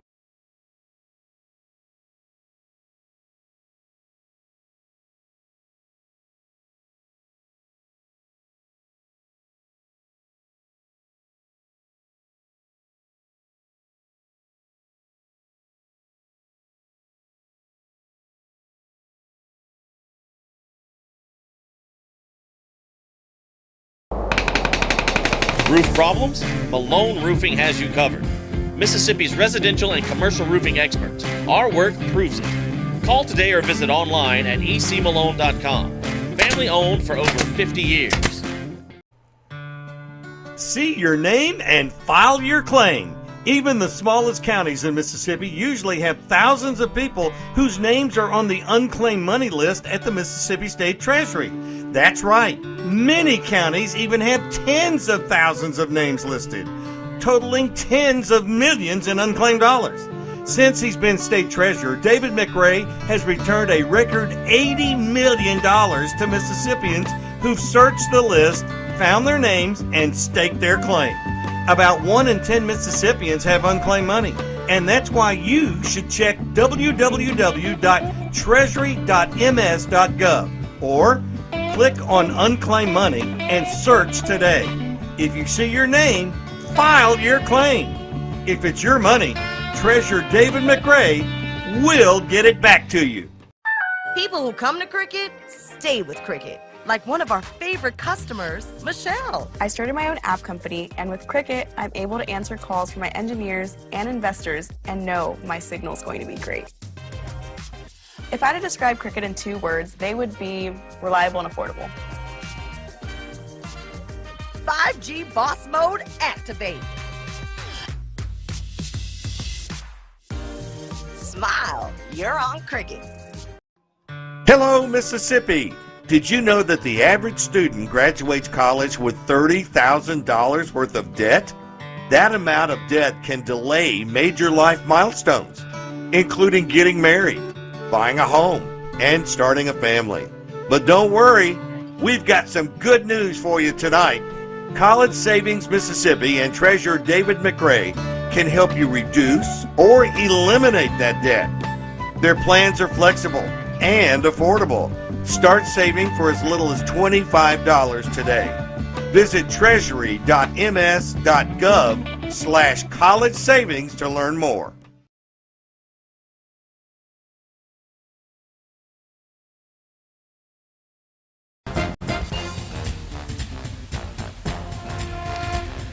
And welcome back. Final segment of Friday Night Under the Lights. And we are joined, Kevin, by a kind of a guest host in-house. Granny. What's going on? Brian Grantham.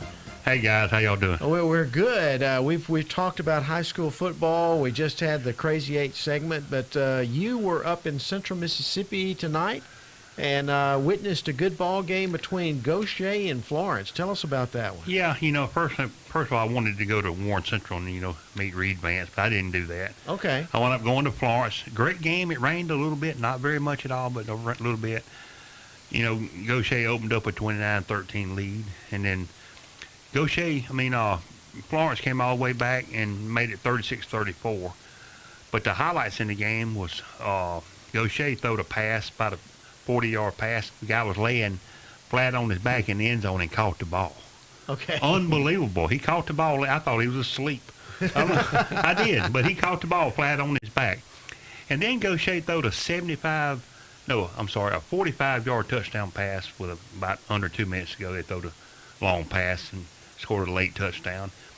And then Florence come back, pulled within 36-34, and they didn't get the onside kick. But turnovers killed Florence tonight. It really did. And first half, they had problems tackling what Gaucher was doing.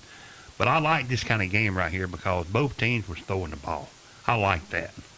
I would rather watch somebody throwing the ball than somebody running it. Man, they was throwing it. Both teams were. Yeah. Two good quarterbacks and good receivers on both sides. Yeah, Rod Davis has done a really good job of getting that program back to being a contender. And they put together a really good season this year, didn't they? They did, and, I'm impressed with what they've been able to do. I watched a game with Florence playing a couple of years ago. I was broadcasting the game for somebody. They was playing Northeast Jones, and they lost, but it was 8-4. Mm-hmm. Good defense, 8-4. That sounds like a baseball score. Well, Rod Davis is going to have a defensive team, right? Yeah, he was a great defensive player himself. Yeah, he won the Connerly Trophy as a senior, so he's a good guy and a good coach. That program, you're going to hear more from them from now on. Yeah, their younger group is not bad either, so they've got a good JV group moving up and good returners coming back next year, so maybe Florence will be back in this situation. I'm sure they will, and, Gaucher, they were a good team last year. They hadn't lost much since last year. I mean, they got quarterback they got now. He's good. He can throw it. Well, and you always kind of it's always interesting because you're at a different place every week. Don't follow the same school week in, week out. Where do you think you may go next week?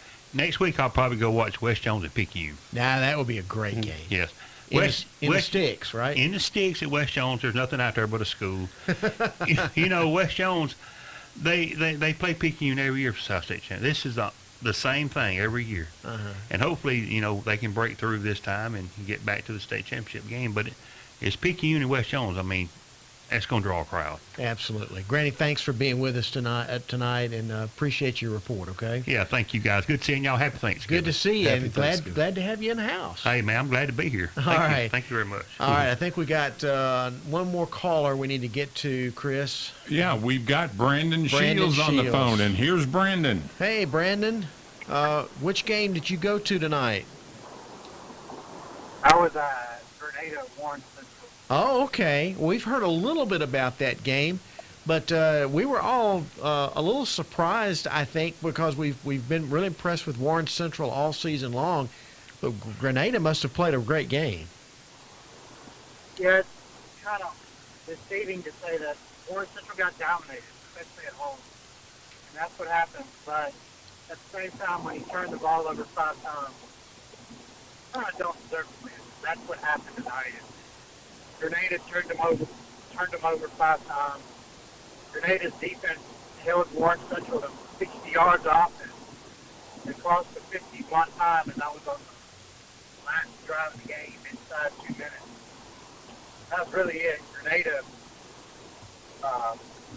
really good defensive team, a line of scrimmage type team with Michael Fair, first year at Grenada as head coach, coming from Lafayette. So they were by far the better team tonight. But Warren Central, they were obviously good team. Good year, 9-3. Won the region championship, Region 2 6A. So they got a lot back for next year to kind of springboard going into next year. Well, Brandon, don't look now, but South Panola is playing for North Half again. And That's a storied program. Grenada and South Panola next week. That should be a good one.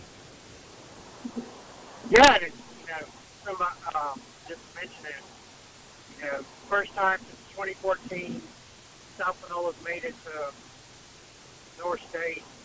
First time since 2002, Grenada's made it to North State. So, kind of, some streaks got snapped. I mean, a lot of streaks got snapped tonight, so to speak. With Bakersfield hosting North Half for the first time ever. Charleston hosting for the first time since, I think, 2015. So, and Union did it, I think, for the first time ever. North Half State Championship. So, and like y'all had with Brian Gaucher, back in South State for Friday, second year in a row with Trey Irving, had Caden Irving last year. Trey's his cousin. So they're mirror image of each other. So yeah, it's going to be interesting with the rematch with them and Law. So that's going to be interesting to see. Were you surprised that Madison Central was able to go on the road and beat Tupelo? That just seems to me a little bit of a surprise. Well, no. Here's the reason why. Okay. I covered the regular season game. Tupelo won 14-12. Right. So Madison just returned the favor.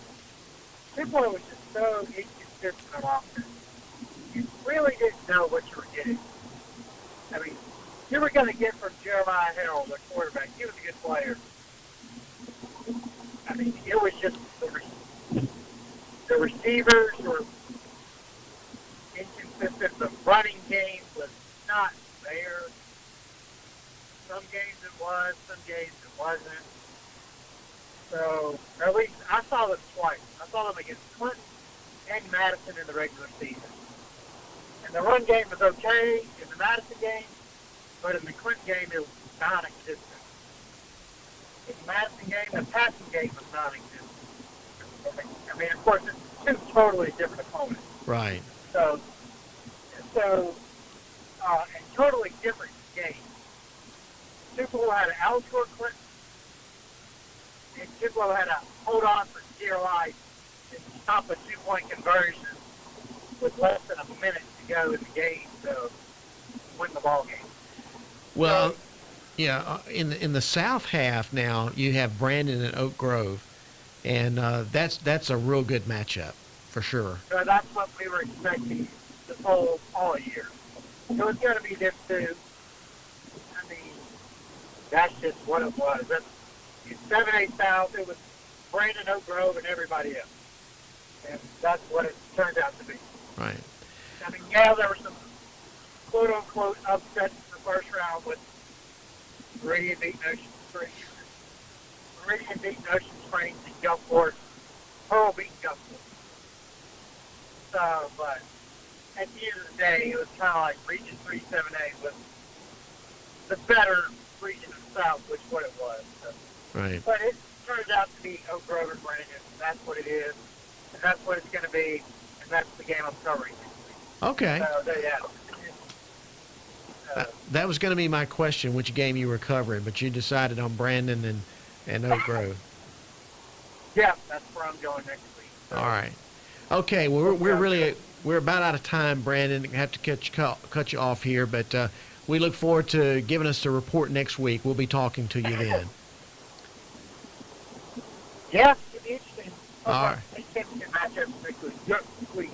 Okay. All right. We look forward to talking to you next week. We've got to kind of wrap it up here. Chris, I think we have about a minute left to go. Yep. Kevin, thanks for being here tonight. I enjoyed it. I hadn't seen you in a while, but thanks for being here. As a, interesting night as always. Hold next Friday night open. We might need you again. Yeah. Never know where Russ is going to be. Never know where Russ is going to be. On assignment, right? Well, yeah. There you go. Well, Russ, this has been the craziest year I think we've ever had. I've been doing this with Russ, I don't know, he's been doing this for 33 years. I feel like I've been doing it for 20. And I've never had a year quite like this. We've had more injuries in the broadcast team. It was like one of our high school football teams with injuries just mounting up. But we've held it together week in and week out. Got a week to go. Yeah, y'all may need to go to Mississippi Sports Medicine or something and let them treat you like they do these athletes. But I'm excited about Brandon Oak Grove next week. If you had to pick one game besides that, what would it be that you're excited about? I'm interested to see Grenada and South Panola. I think that'd be fun.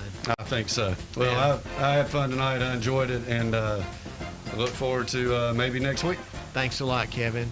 All right, Chris, we're going to wrap it up. It was a great night, gentlemen.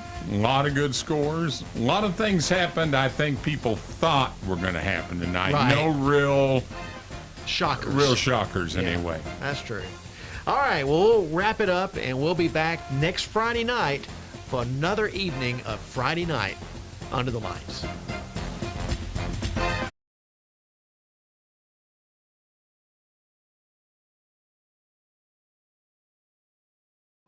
Hello, Mississippi. Did you know that the average student graduates college with $30,000 worth of debt? That amount of debt can delay major life milestones, including getting married, buying a home, and starting a family. But don't worry, we've got some good news for you tonight. College Savings Mississippi and Treasurer David McRae can help you reduce or eliminate that debt. Their plans are flexible and affordable. Start saving for as little as $25 today. Visit treasury.ms.gov/college savings to learn more. People who come to Cricket stay with Cricket. Like one of our favorite customers, Michelle. I started my own app company, and with Cricket, I'm able to answer calls from my engineers and investors and know my signal's going to be great. If I had to describe Cricket in 2 words, they would be reliable and affordable.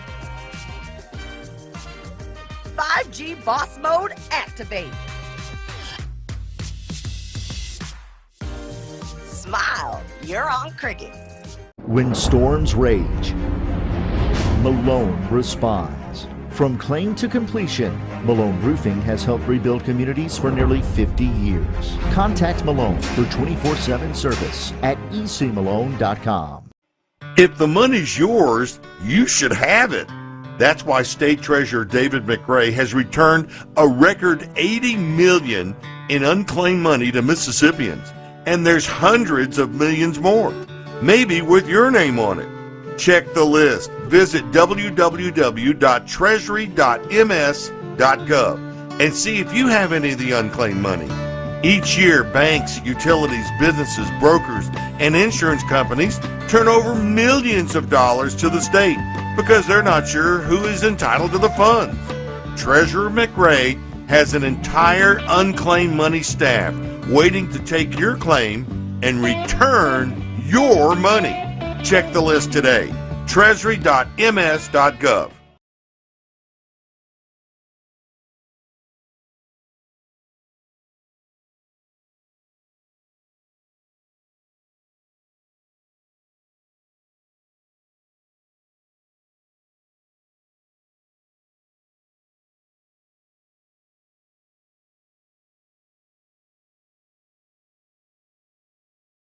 McRae has an entire unclaimed money staff waiting to take your claim and return your money. Check the list today. Treasury.ms.gov.